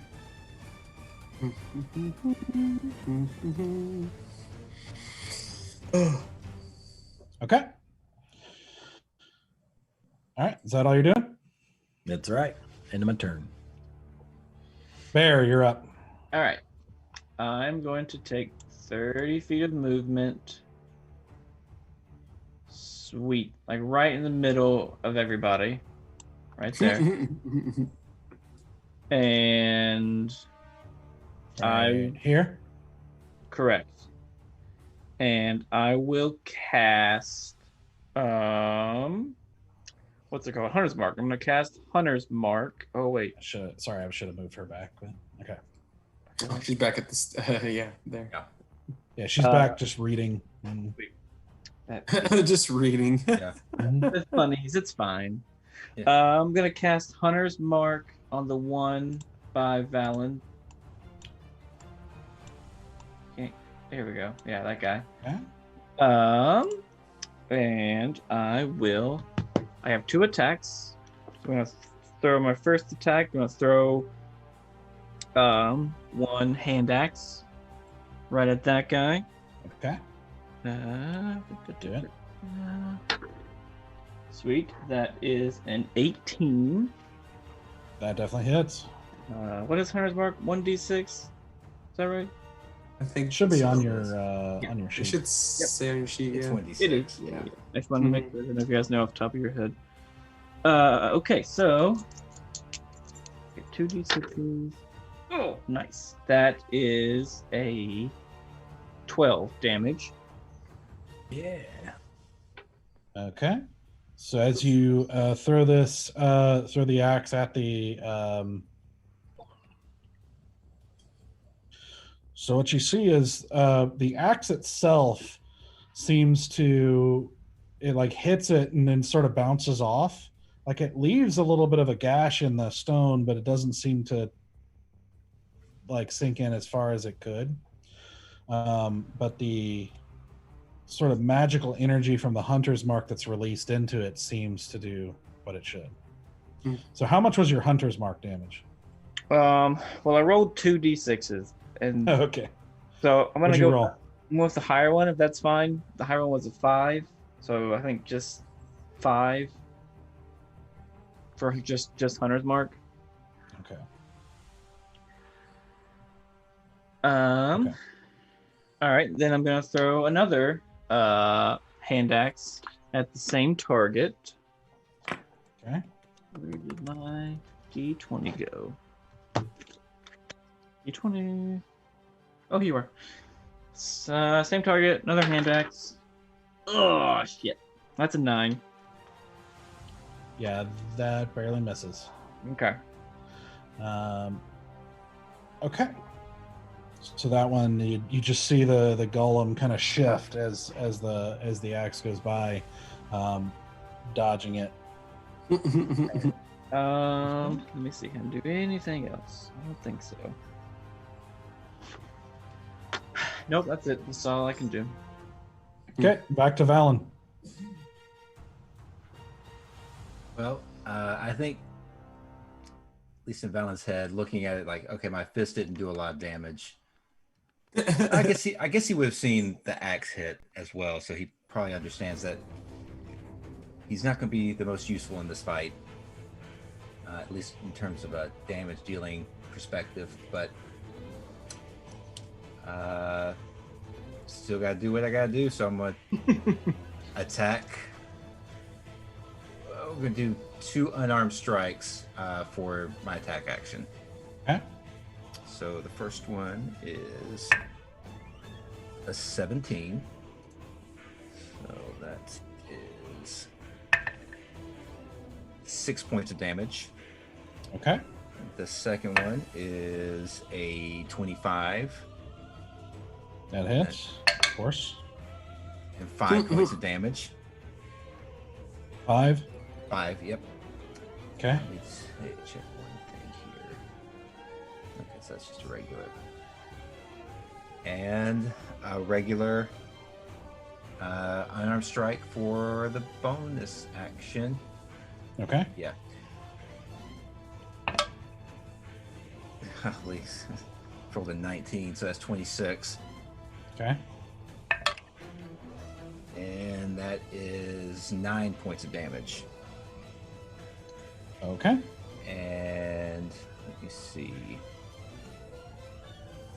I think I might want to go maybe right here. Right between both Bear and Stoic. Can you ping again? Oh, Between sorry. Bear and Stoic? Yeah. Which one is this one? Nope. It should be just your select arrow. tool. Yeah. Just hold it for a second. Oh, it's Yeah, hold it. select Oh, select there tool. it Yeah. I didn't hold There? it. Okay, There you yep, go. that works. And that's my turn. Oh boy. Okay.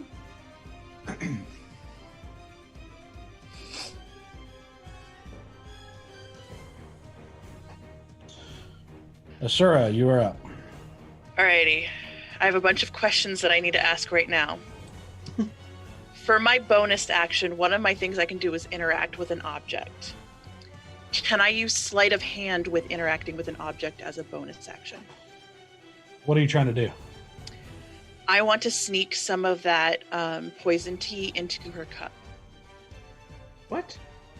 The tea she's drinking, she's a cup of tea on the desk. I want to sprinkle some of the poison tea into her cup as my bonus action with sleight of hand. As she's drinking it. You said that she had put her tea down to read the book. Well, she's been, like sipping it and as. So basically what I Right. want to do is, as an action, I want to use my tail weapon. I want to dip it in poison and slash at her, which distracts her so that I can sprinkle some of the poison tea in her drink as I'm running away from her.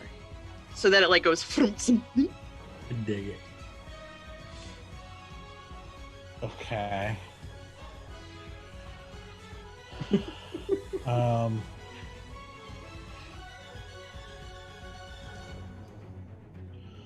So to do that distraction and put the poison in, it'd be your action and bonus action to do both. But you can try. I didn't quite understand what you meant. So you're doing two things, and basically it's I'm trying to figure out a way to make it work because you're trying to do two different things. You're trying to do the thing with your tail to distract her, but then also you're putting poison into her tea. So it's two different actions. So I'm saying I think I'd allow you to try as long as you're using your action and your bonus action to do it. So you have movement, but that'd be your full. Can I just use my movement as distraction? Is that enough? If I'm jumping up onto her desk, is it, or over her desk, is it just distracting enough? You'd have to try it and find out. I feel like this is a bad idea, but I'm gonna do it. Okay, Nothing but bad ideas right now. Nothing but bad ideas. So basically, I'm just gonna big old bold action, flourish it's gonna be a lot of movement and very distracting, and I'm gonna in the meantime try to sleight of hand that poison into her tea. So you jump up onto the desk. Yeah, very acrobatic like. Okay. So you jump up onto this, shaking the tea set and everything, and you see her just kind of like look up at you curiously as you do so. Roll a sleight of hand. All right, so that's my dex plus my proficiency. Yeah. All right, so that's Well, it's one of your skills. So just your sleight of hand skill. Yeah.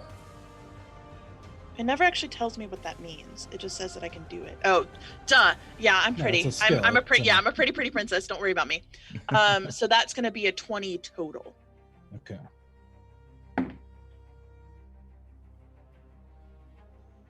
Okay.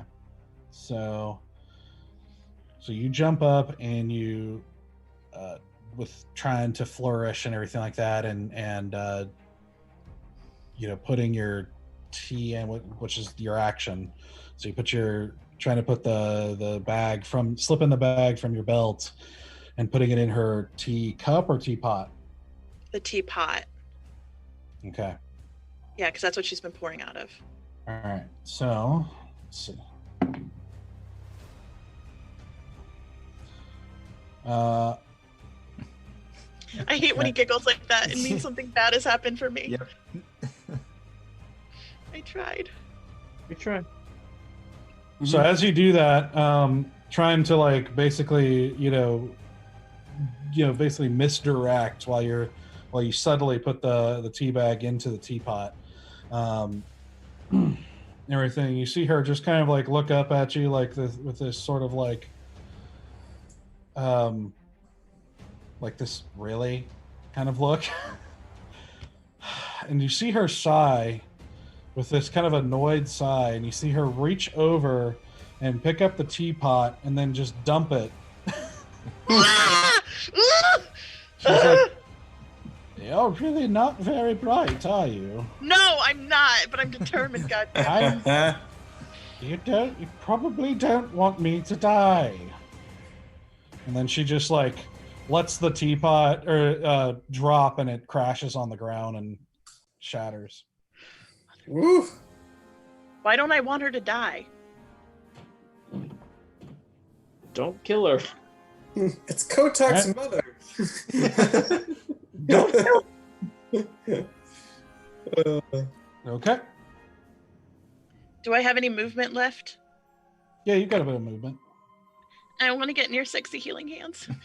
I should have said, well, yeah, because you used your bonus action and you jumped up over the desk, and then moved down here.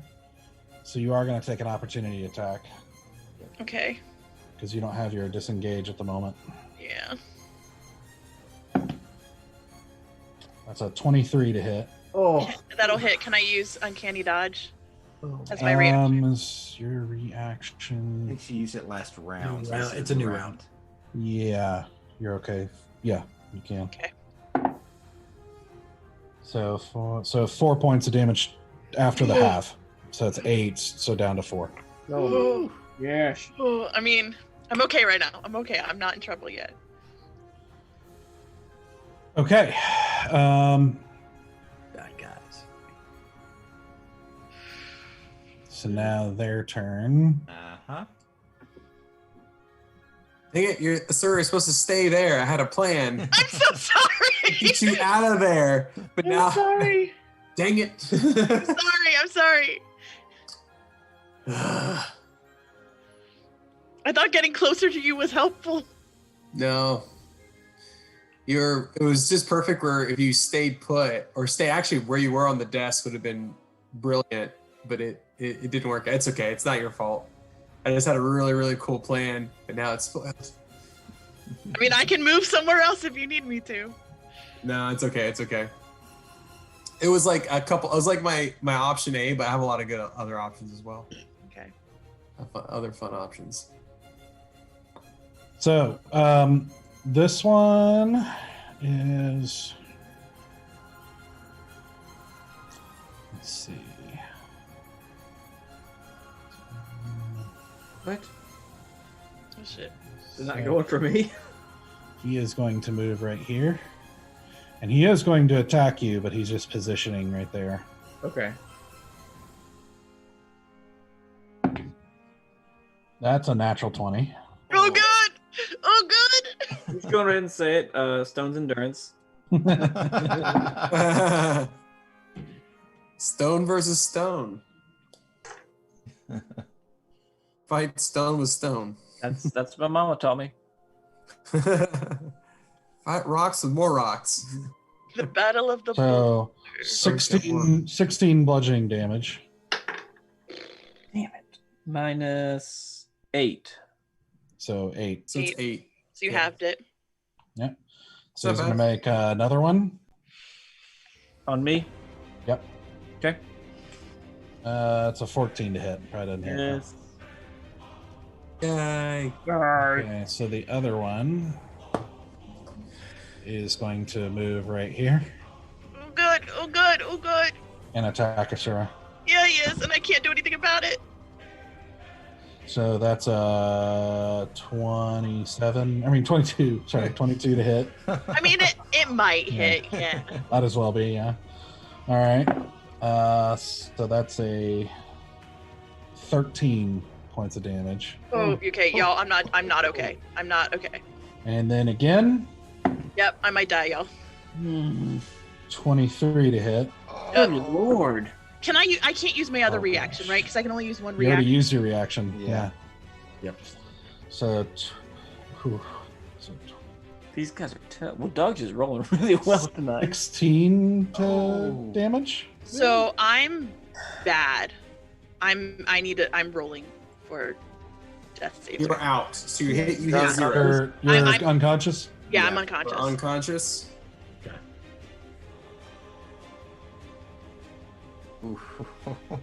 Okay. The lady, Doth protest too much. she like kind of rubs her chest, like looking down where the magic missiles hit her, and kind of like frowns, just again with the annoyed look. Gets up from her chair again, walks back over to the shelf, and picks up another vial. Kind of looks over at you guys and kind of like squints. Picks up another vial and puts it in her. Drinks it, and then walks back over and sits back at the desk and starts reading again. Impressive. And she does say, "You all really need to focus now." Just goes back to her reading. Okay.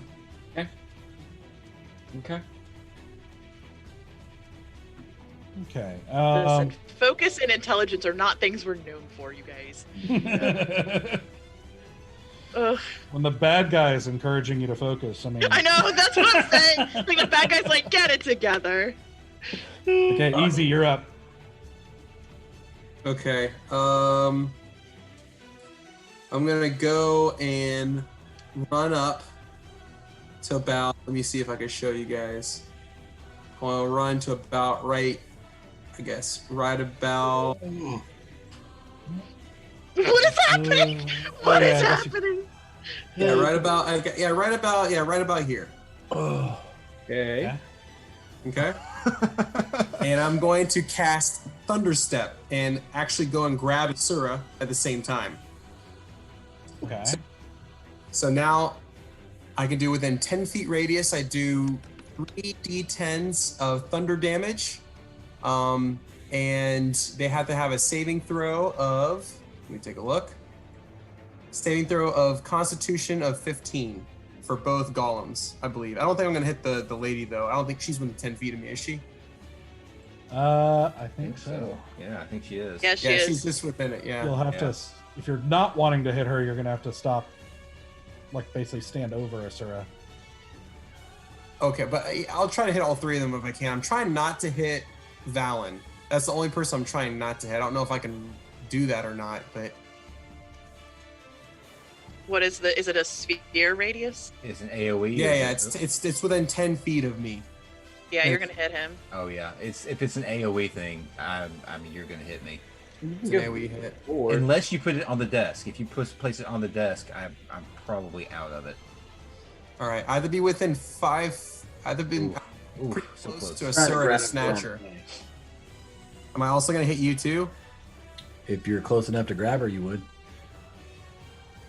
It says No. you're over 10 feet from me, so. This is a tough one. I mean, dude, So do what you're gonna do, man. I'm fine. Like, it's not pleasant, but Hopefully, you have good constitution. yeah, it is definitely. It's not targetable. It's definitely Yeah, gonna it's hit an everybody AoE within effect. 10 feet of you. Yeah. Which includes Asura. Well, I'm grabbing Asura to get out of there. Right. Well, let's see. She's not affected by this. She's not affected by the spell. I mean, she gets teleported with me away. you can teleport with someone. Yeah. Yeah, I'm okay. taking her with me up to 90 feet, I think. Yeah, 90 feet. I can go. Wait, let me see. To anywhere I can see. I can go anywhere in the room right now. What? Or me. Well, with her. listen, those shelves have potions on them, and they look like they're healing potions. So Right. I'm just saying. Okay, I'll go my max distance, which I think takes me to the desk. I did measure it, and it'll take me right to the edge of the desk. Well, so you're walking over there, then teleporting out, right? Correct. Okay. That's the idea. So where are you teleporting to? I'd like to teleport down here to the bottom right. Down. Can you ping it? Yeah, I got you. Right. Why isn't it pinging? Yeah, Do do you you have the select search and tool? click and hold? Yeah. Click and hold. There you go. Ooh. Right there. Ooh. Yeah. Okay. That doesn't help because all of our healers are inside. I was about to say, I don't have distance for that. Oh, okay. I didn't want her to get like stomped on. That's the reason why. I feel like she would have got killed if the golems were still there. This was just Yeah, but I'm next in the rotation. true. Well, um, This is all happening really quickly, so Yeah. you can't sit here and. Just do what you're doing, easy. all right. Yeah, I was gonna try Already to done keep it. her out of harm's way at least. Yeah. I think that distance is good for right now. Okay.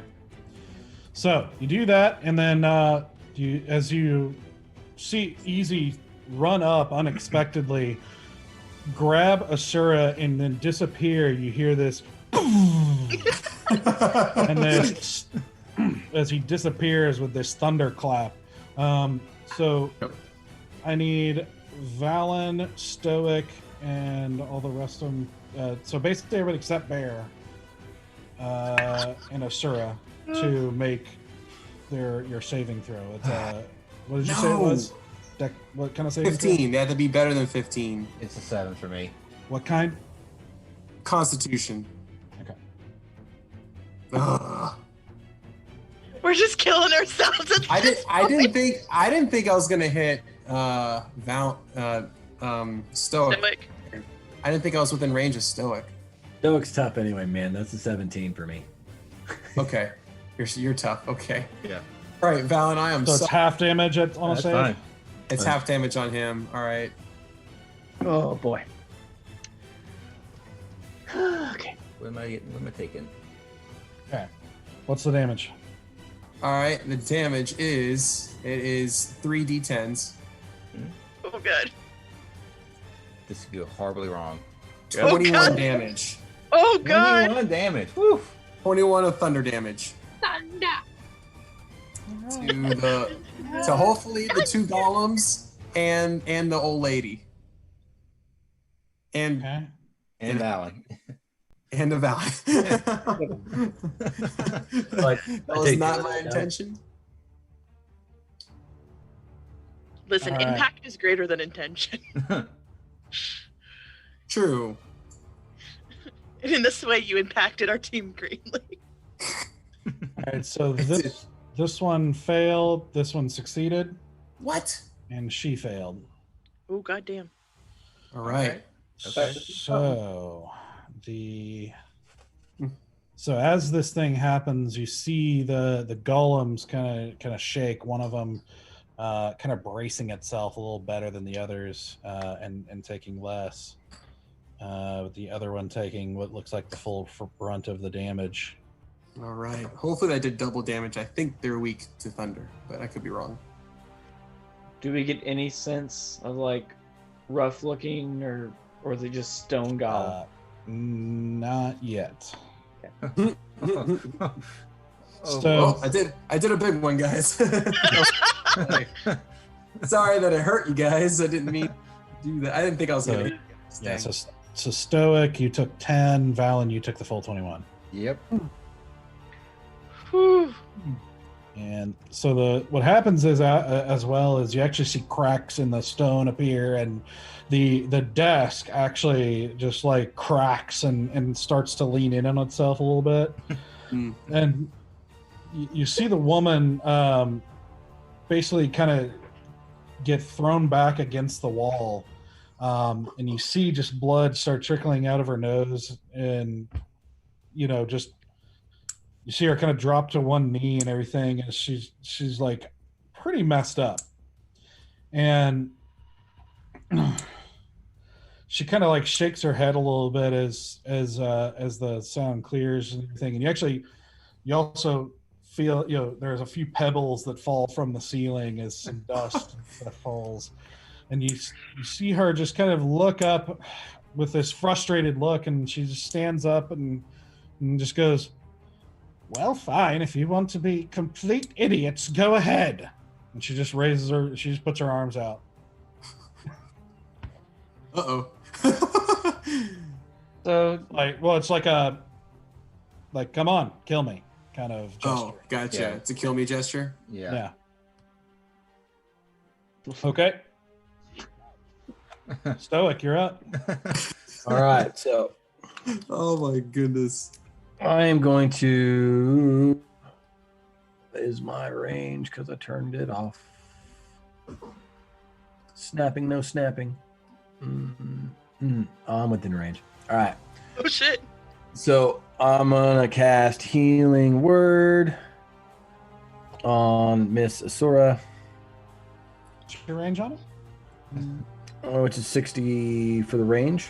Yeah. It's a 1d4. So what's the range?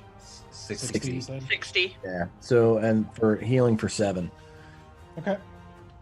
So, Back sir, up. you wake up on the ground as well, I guess, being kind of held up by Easy, I guess, at this point. I like that. How's my hand out? Like, do you trust me? You basically wake up in Easy's arms with 7 hit points. 7 hit points. Not the arms I wanted to wake up in, but I'll take what I can get. But it was Stoic's like manly, just like angelic voices that's what brought you back from the brink of death. You Yeah. can hear my words of "wake up." Get a little shiver down my spine. I listened to that audiobook. I know what happens next. And then as my bonus action, I would like to bring my mace in a little bit and take a swing at Mr. Man that's right in front of me. Gotcha. All right. And that is a 20 something. That's 16 plus 6. So 22. That hits. all right, that's a D8. Ooh, I'm rolling good. That is 8, 9, 10, 11 points. Keep it up. Keep it up. That's all I got though. Okay. That's So rated. you bring the spiritual mace over that takes a whack in the back of the golem as it's facing you, and you just see this kind of splash of divine light and kind of a crack, and you actually see a couple of like stone chunks kind of fly off of it. And what's curious, as soon as the rocks kind of fly off and hit the ground, they kind of scatter like sand. It's kind of an interesting effect. But you said 16? After it hits him in the head. Did you say 16? Oh, damage? No, I said 11 damage. 11. As it like Okay. just goes on the back of his head, I just want to look up and be like, "Fuck you." All right. It has no face, and so you can't see a reaction.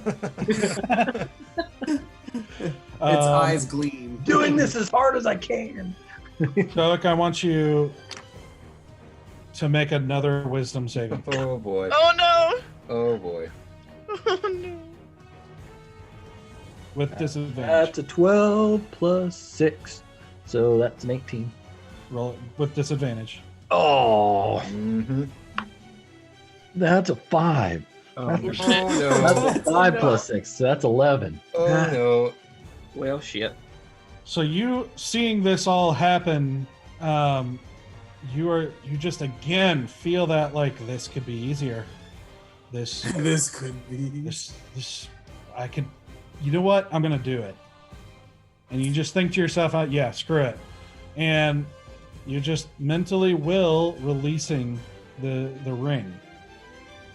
And as you do, you see materializing right beside you, right here, a translucent warrior with a gaunt face and a sword and shield. And you just hear this kind of as it stands ready, and you feel very strongly you can tell this thing what to do. What do you want it to do? Oh fuck! Oh man. I would want it to go away, but I feel like that's not the choice I would make right now. No, this is pretty awesome power. You're like, holy crap, you can destroy these things. I'm gonna have it attack the golem in front of it. Okay. Oh my god! Oh my god!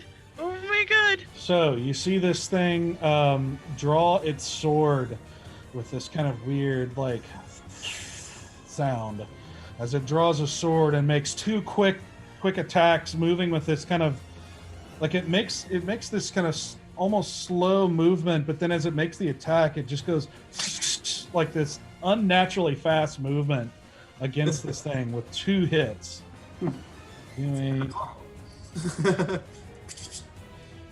First hit is a 23 to hit.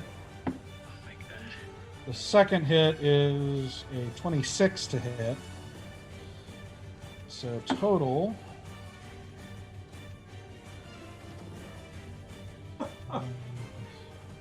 So doing 15 damage against this golem. Kill it, my precious. Not my sexy healing hands. Oh man. Now he's my sexy death hands. No! No. Life and death. No. Tattooed on his finger. light and the dark side. Yeah. Yep. Anakin. Anakin. Bear. Wings. Okay. Bear, you are up. Well, I'm not prepared for this ghost warrior. I'm gonna have to deal with that later. I'm gonna still keep Hunter's Mark on the guy in front of me. Pull up my sable blade and just give a nice slash at him in front of me. Okay. Natural 1. Okay. Oh no! Okay. Oh no! Got 2 So attacks. as you go to hit, you come down, but you just see the golem just make a swipe and just like almost knock the weapon out of your hand, but you manage to hold on to it just barely. Okay. Okay, so then he does that, and then I just kind of shake my head and try to go do an upward slash. Okay. Okay, that's a little better. Yeah, that should hit. That is a 15. Okay. Yeah, that hits. Okay. So he's got Hunter's Mark. Okay. Yeah, D6. Okay. All right. So 8 plus 4 necrotic, 12. So magical damage would be 4 necrotic and then 6 on the Hunter's Mark. Okay. So what's the total again? The total is 12. Okay. Okay. So you come now with this slash and go and slash it across the chest, and you see it actually leaves a pretty deep gash in the stone as chunks fall off again, hitting the ground and becoming like a clump of sand that just kind of spreads on the ground. But it seems to be doing full damage. Oh. Okay. And all right. So after I do that, I'm gonna look at the ghost war. I'm like, who called this guy? And I'm gonna go in with my new gauntlet. And I'm gonna do like kind of with a one-handed unarmed strike on the guy in front of me as well. Do it. Okay. Sweet. That is... It hits, but I want to get the right number. 18. That hits. 18, so 4 bludgeoning plus Hunter's Mark. Only 5. Okay. That one does not seem to do have the full effect that you can tell. Do I get, for the Hunter's Mark, do I get any... Actually, yeah, you would get Hunter's Mark for that, too. Okay, so that's only a 1, but I would get that. Okay. And then, I'm sure you guys know this, but I'll just shout for the rest of us while we're in action. Magic! Use magical weapons if you got them. Okay. Smoke him if you got him. Valen, back to you. Okay. So I see this thing summoned right beside me. Right. But for all you guys, it just appears. You Right. don't know why it's there, why it came.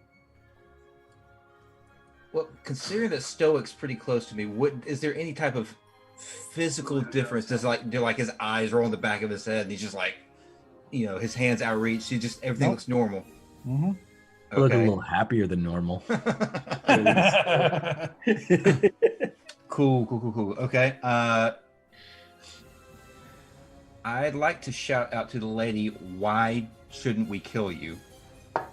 I imagine she's probably not going to respond right now, but that's okay. It's out in the air. It's out in the open. Okay. Is that a free action to shout that to her? Yes. Okay. Now, this part might get a little tricky. I want to see. You let me know if I can do this. Okay. So I'd like to take my bonus action first and do an unarmed strike. Mm-hmm. Then I want to do my attack action, but split it up. Do one unarmed strike. Actually, let me see real quick. I think I might be able to do this differently. Don't you have 2 actions though?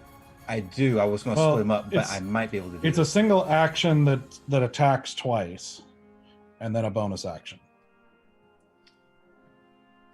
Yeah. So it's not 2 actions, so to speak. It's okay. Sweet.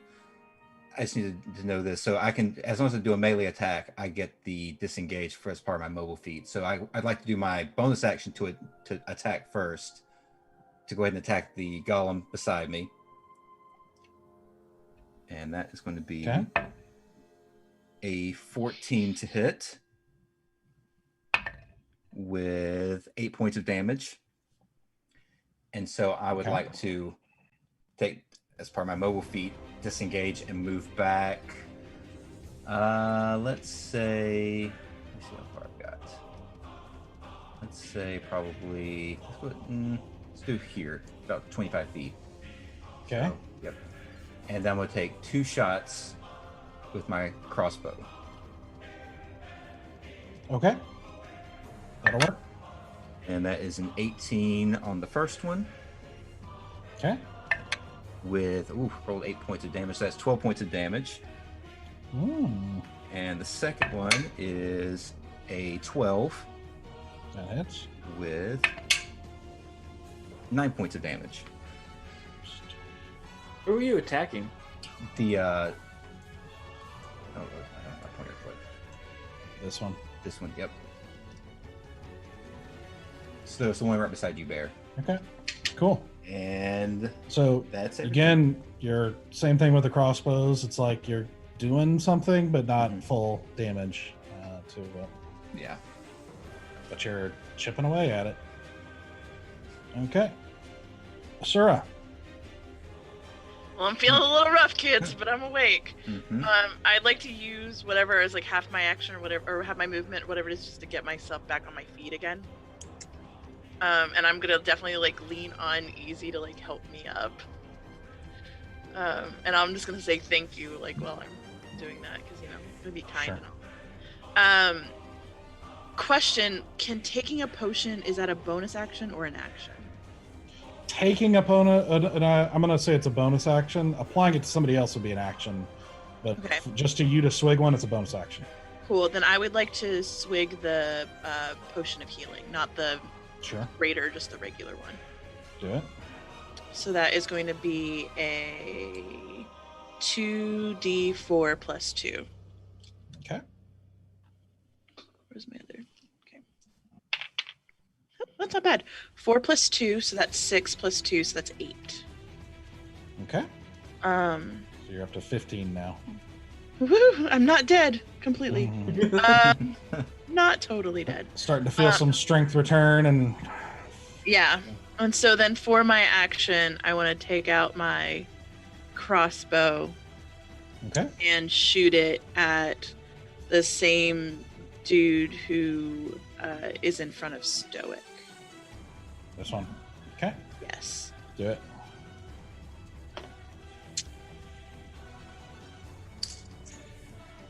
That's going to be a 19 plus 5. Okay. So whatever that adds up to, 24. Yeah. I can math. So then that's going to be a 1d8 plus 2 plus my sneak attack bonus because good guys are within 5 feet of bad guys. Right? That's how that works. Yes. Yes. Is he? Yeah. Well, technically, because I don't know. Yes, he does. You get sneak attack. Yeah. Cool. Excellent. So that's 1d8 plus 3d6. So that's going to be 5, 6, 7, 6, 12. That's 13 13 plus 2, so 15 points of damage. Okay. Same thing. You feel like it's doing less than it should, but you're doing something. Cool. Yeah, that's all I got. Okay. That's all I got. Okay. Okay, so that's Asura. So, so now it's their turn. Going swimmingly right now. Listen, we're both dumb on and off the battlefield. That's right. We're guaranteed to be idiots no matter what we do. It's genuine stupidity. It's genuine stupidity. But we're authentic about it. Yep. At least you'll die yourselves. Yep. All right.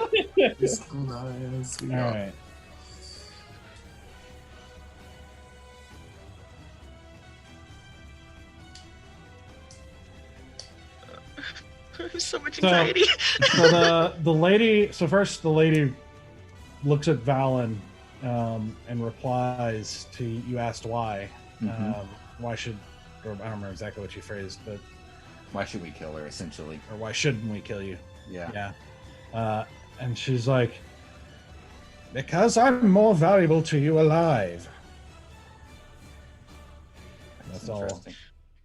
True. Yeah. The meanwhile, the golems. So first, the one on the left is going after Bear. Okay. That's a 26 to hit. Definitely. That's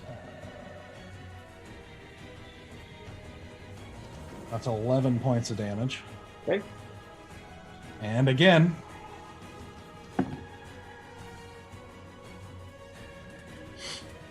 Oh wait. God, he. Give me 1 second. Oh god. Oh god. I get so anxious every time. Mm-hmm. Yep. And the DM says, "Hold on a second." It's like, oh Right. no. I don't want to know. I don't That wanna know. rarely turns out in our favor.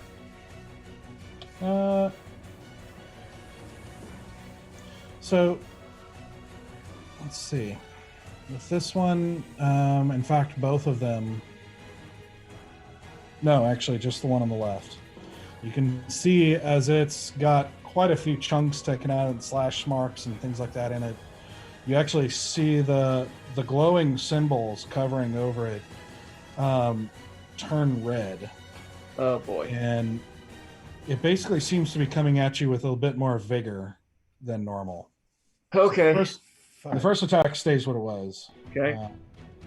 So the second one is 24 to hit, Mm-hmm. and 10 points of damage. Okay.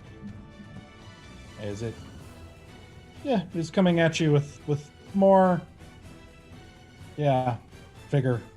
That's probably the best word. Okay. The second one,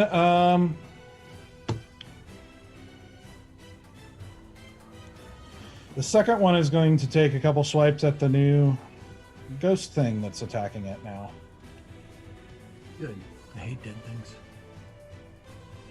Not right now, So you the don't. first one is a 15, which doesn't hit. Second one definitely does hit. With a 24.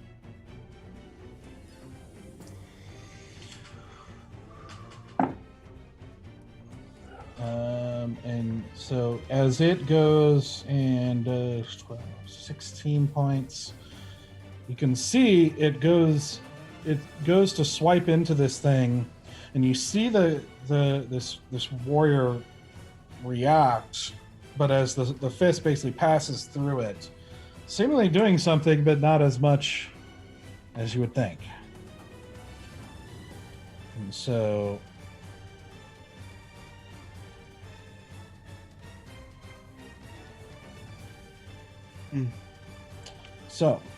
seems to not be as phased by that as it should. Which is going to end their turn. Easy, you're up. All right. Okay. So make a little comment. It's like, sorry that I thunderstruck you all. Not so much to the golems and that mean lady in the corner. You've been thunderstruck. And I wanted that song to be playing every time I play. Yeah. So, Absolutely. We'll buy the rights for it. yeah, we'll find the right somehow. ACDC would be cool with this. Yeah, I'm gonna go ahead and do a second level magic missile on the golem on. I think I'm gonna do all darts to the golem on the left. Okay. Yeah. Red one. The one that has more vigor. Yeah. The more vigored one. The vigorous golem. Okay. All right. That'll be 4 d4s. Yes. Oh man, what in the world? A Yeah. 1, 2, a 1, Wow. and a 2. That is the worst luck I've ever gotten on d4s. Okay, stats 6 plus 4. 6 plus 10 damage. Hey. 10 force damage for a second level spell. Oh, that's pitiful. But you do, as you release the 4 darts, as they streak through it and go just pierce through various parts of the golem, you see Yeah. it almost kind of stumble a little bit. You can see this thing is you get the impression it's not too far off from. I'm Yes. I'll say that for, a puppy. Not puppy existing anymore. Okay. Got him on the ropes, easy. He's nothing but sand. Don't worry. He's really compact sand. Okay. So that's your turn. That's it. That's all I'm gonna do. Stoic. All right, I'm going to move my spiritual weapon over to the one that's turned red, Okay. and just as bonus action attack Let's finish this. Do it. Oh no, that's not good. It's 11 to hit. That hits. Yeah. Oh, all right. So that is 9 damage. Oh, all right. So you take a heavy whack at this thing and it actually goes down to one knee, and you see like parts of it are like falling off, and it's like there's just chunks, like it's just barely holding together at this point. But it's still up. Still up. Oh my god! Just barely. It's all good. Dang. Bear, he's barely there for you, buddy. And I'll turn my attention back towards the other one and cast guiding bolt Nice. at the one in Nice. front of me. All right.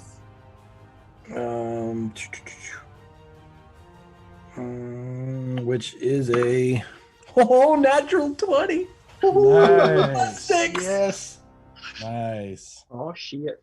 So what is that? Doubles the dice, right? Right. That doubles the That's damage. 5d6. Oh my god! Wait a minute. So is it 5d6 standard and you're So 5d6 and then double it. Yep. Yep. jeez. That's nuts, dude. Okay. Do it. No, wait. Yeah, 5 it. all level sixes. All sixes. Okay. All There we go. sixes. Finish it up. So 6, 12, plus 4 is 16, plus 2 is 18, plus 5, 18, 19, 20, 21, 22, 23. So 23, so 46. 46 Oh, damage. so add the dice, double it, and then add the modifier if there is one. There isn't any. No modifier. Okay. Just So how 40. much was it? 46 damage? Yeah. Jeez. Holy shit! Did you roll 4d6 or 5d6? I counted rolled 6. 5d6. At level 2, it's 5d6. So I got a 6, 6, a 5, a 4, and a 2. Oof. Yep. Oof. That is insane. It's this beam of light just evaporates them. And next attack on it has advantage too. Yep. So, as you May not need it. as you again clutch your symbol and reach out with your other hand to just unleash this massive amount of divine energy into the thing, as the golem's about to come down and hit you again, you just hit it full in the chest with this stuff, and you see it like get forced back with this sheer power, and then you just see the symbols go out, and it just falls apart into this massive stone gray sand that just kind of falls into a clump as it just slowly falls apart. Yes. That 20 came at a great time. Dude, that was clutch. Massive. Saving your Lunch. good stuff for the last. If it could have come like at the beginning, that would have been great. Yeah. If I could have not died, that would have been great. You didn't die. You're fine. Welcome to the club. All right. Welcome. I know, right? Yeah, I've been there. I've been there. It's all good. Same. So, what do you want the ghost warrior to do? I'm gonna have him hit the other golem. Okay. So again, goes up and tries to make a couple of slashes.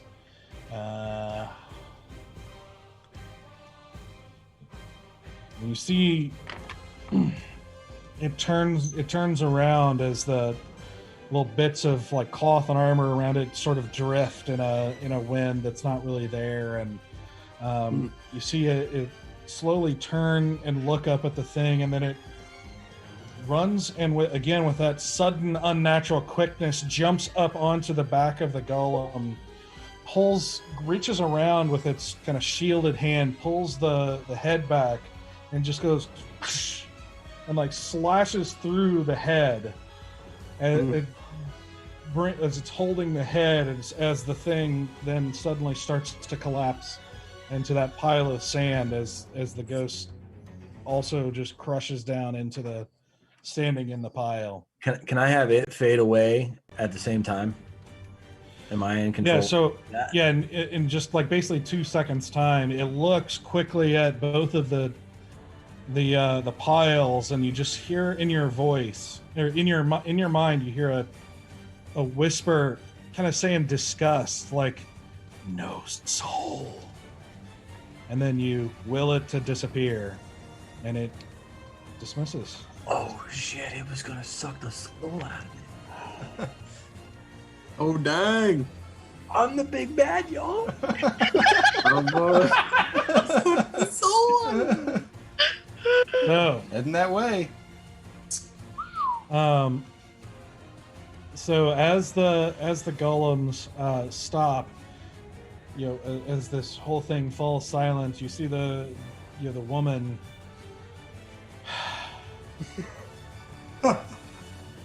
You're not too bright, but I suppose we might be able to converse in a rough way. Finally. And that's where we're going to leave things off. All right. Oh my god. Oh man. I don't even know what to think right now. I don't either. Oh my god. What do you mean? We just killed 2 stone golems. What's there Yeah. to think about? Yeah, man. This is totally normal. I feel like we have some When did we do this? literal and figurative pieces to pick up with the next episode. Literal. They attacked us. Oh, It's true. jeez. Man. We're a bunch of morons. Ugh. I mean, that's man. yeah. We should just stop calling ourselves the Folly of the Dark Dragon. Start calling ourselves the Folly of ourselves. All of Just ourselves. the folly. Yeah, The dragon's folly. Like that's it. Puff the magic folly, lived by the sea. Oh my god, we're just idiots. Oh my Oh, goodness. Flogging Folly. Yeah. Oh, Folly pocket. I can't insult one of my favorite bands like that, though, man. True. Oh, Man. Folly. We're Folly Ringwald, you guys. Good job, guys. You beat Golem. Kind of beat a couple golems. Figured out the little trick involved with them. Mhm. Succeeded on the stealth challenges and making your way through. That dang Yeah. lady, though. Yeah. I had her. But Doug just rolls so good. Man, until Tara is willing to exchange her dice, I don't want to hear it. It's true. It's true. She's only 1/6 of this operation. Okay. Listen, I have 4 D20, and it is never the same D20 that is rolling the best night. I always test all 4 of them at the top of the night, and whoever gives me the high score is my primary die for the night. And it's never the same 2 nights in a row. Well, my D4 rolling was atrocious. I think I rolled. It was like I ones rolled and twos 4 ones. exclusively. Yeah, Fours? that was bad. That was nuts. I never seen that. I think we're going to get you some real dice. You're going to have to stop rolling on D20 or roll 20. Yeah. I think it's Roll 20's nuts, man. Well, listen. I love you. You are not eligible to enter to win die next on the 19th. Everyone else is. Yeah. And I will personally imbue them with my lucky juju. So there's that. That's enough to want to win them right there, honestly. Yeah. That's true. Yeah, I got 3 sets of dice. I've left them all at Doug's place. I had to go get them. That's all. Yeah, we'll come back. Get 'em. Well, I know we went late for this time. We're trying to get to a Little good point to end there. So we will pick up next week with the party and conversation with this mysterious old lady. Deep in Well, 2 Kotok's weeks. hideout. Yeah, 2 weeks. But 2 yeah. weeks, sorry. Well, 19th. And we don't have anything for next week. Nope. So Taking that week off, or at least that Monday. don't show up unless you really like, blank screens. That's right. Hey, no judgment. But you can totally join us on the Discord and come say hi to us and see all the art and cool things that are happening there. Yep. And you can also tune in later this week for some of us are involved in role playing and Sea of Thieves, which has been a blast. First YouTube video's up. We have a YouTube video up right now from the part Nice. 1 of the first episode. So it's like 20 minutes long, and really fun, really funny. Yeah, it's been a blast. So you can come check that out. I want to say are we still doing Thursday or are we doing a different day? For this week, we'll stick with Thursday, but we might be changing that going forward because we got to work around some schedules. But Thursday at 7 p.m. Eastern. Come check that out. It's been really fun. It's just a goofy comedy time of idiot pirates trying to fight skeletons and stuff. So no different than this. very much. Hey, thanks. But thank you guys for sticking with us till the end here, and we will see you again in 2 weeks for chapter 20. Chapter 20. Woo! 2-0. Then Bye, guys. buy us a Starbucks. So vintage.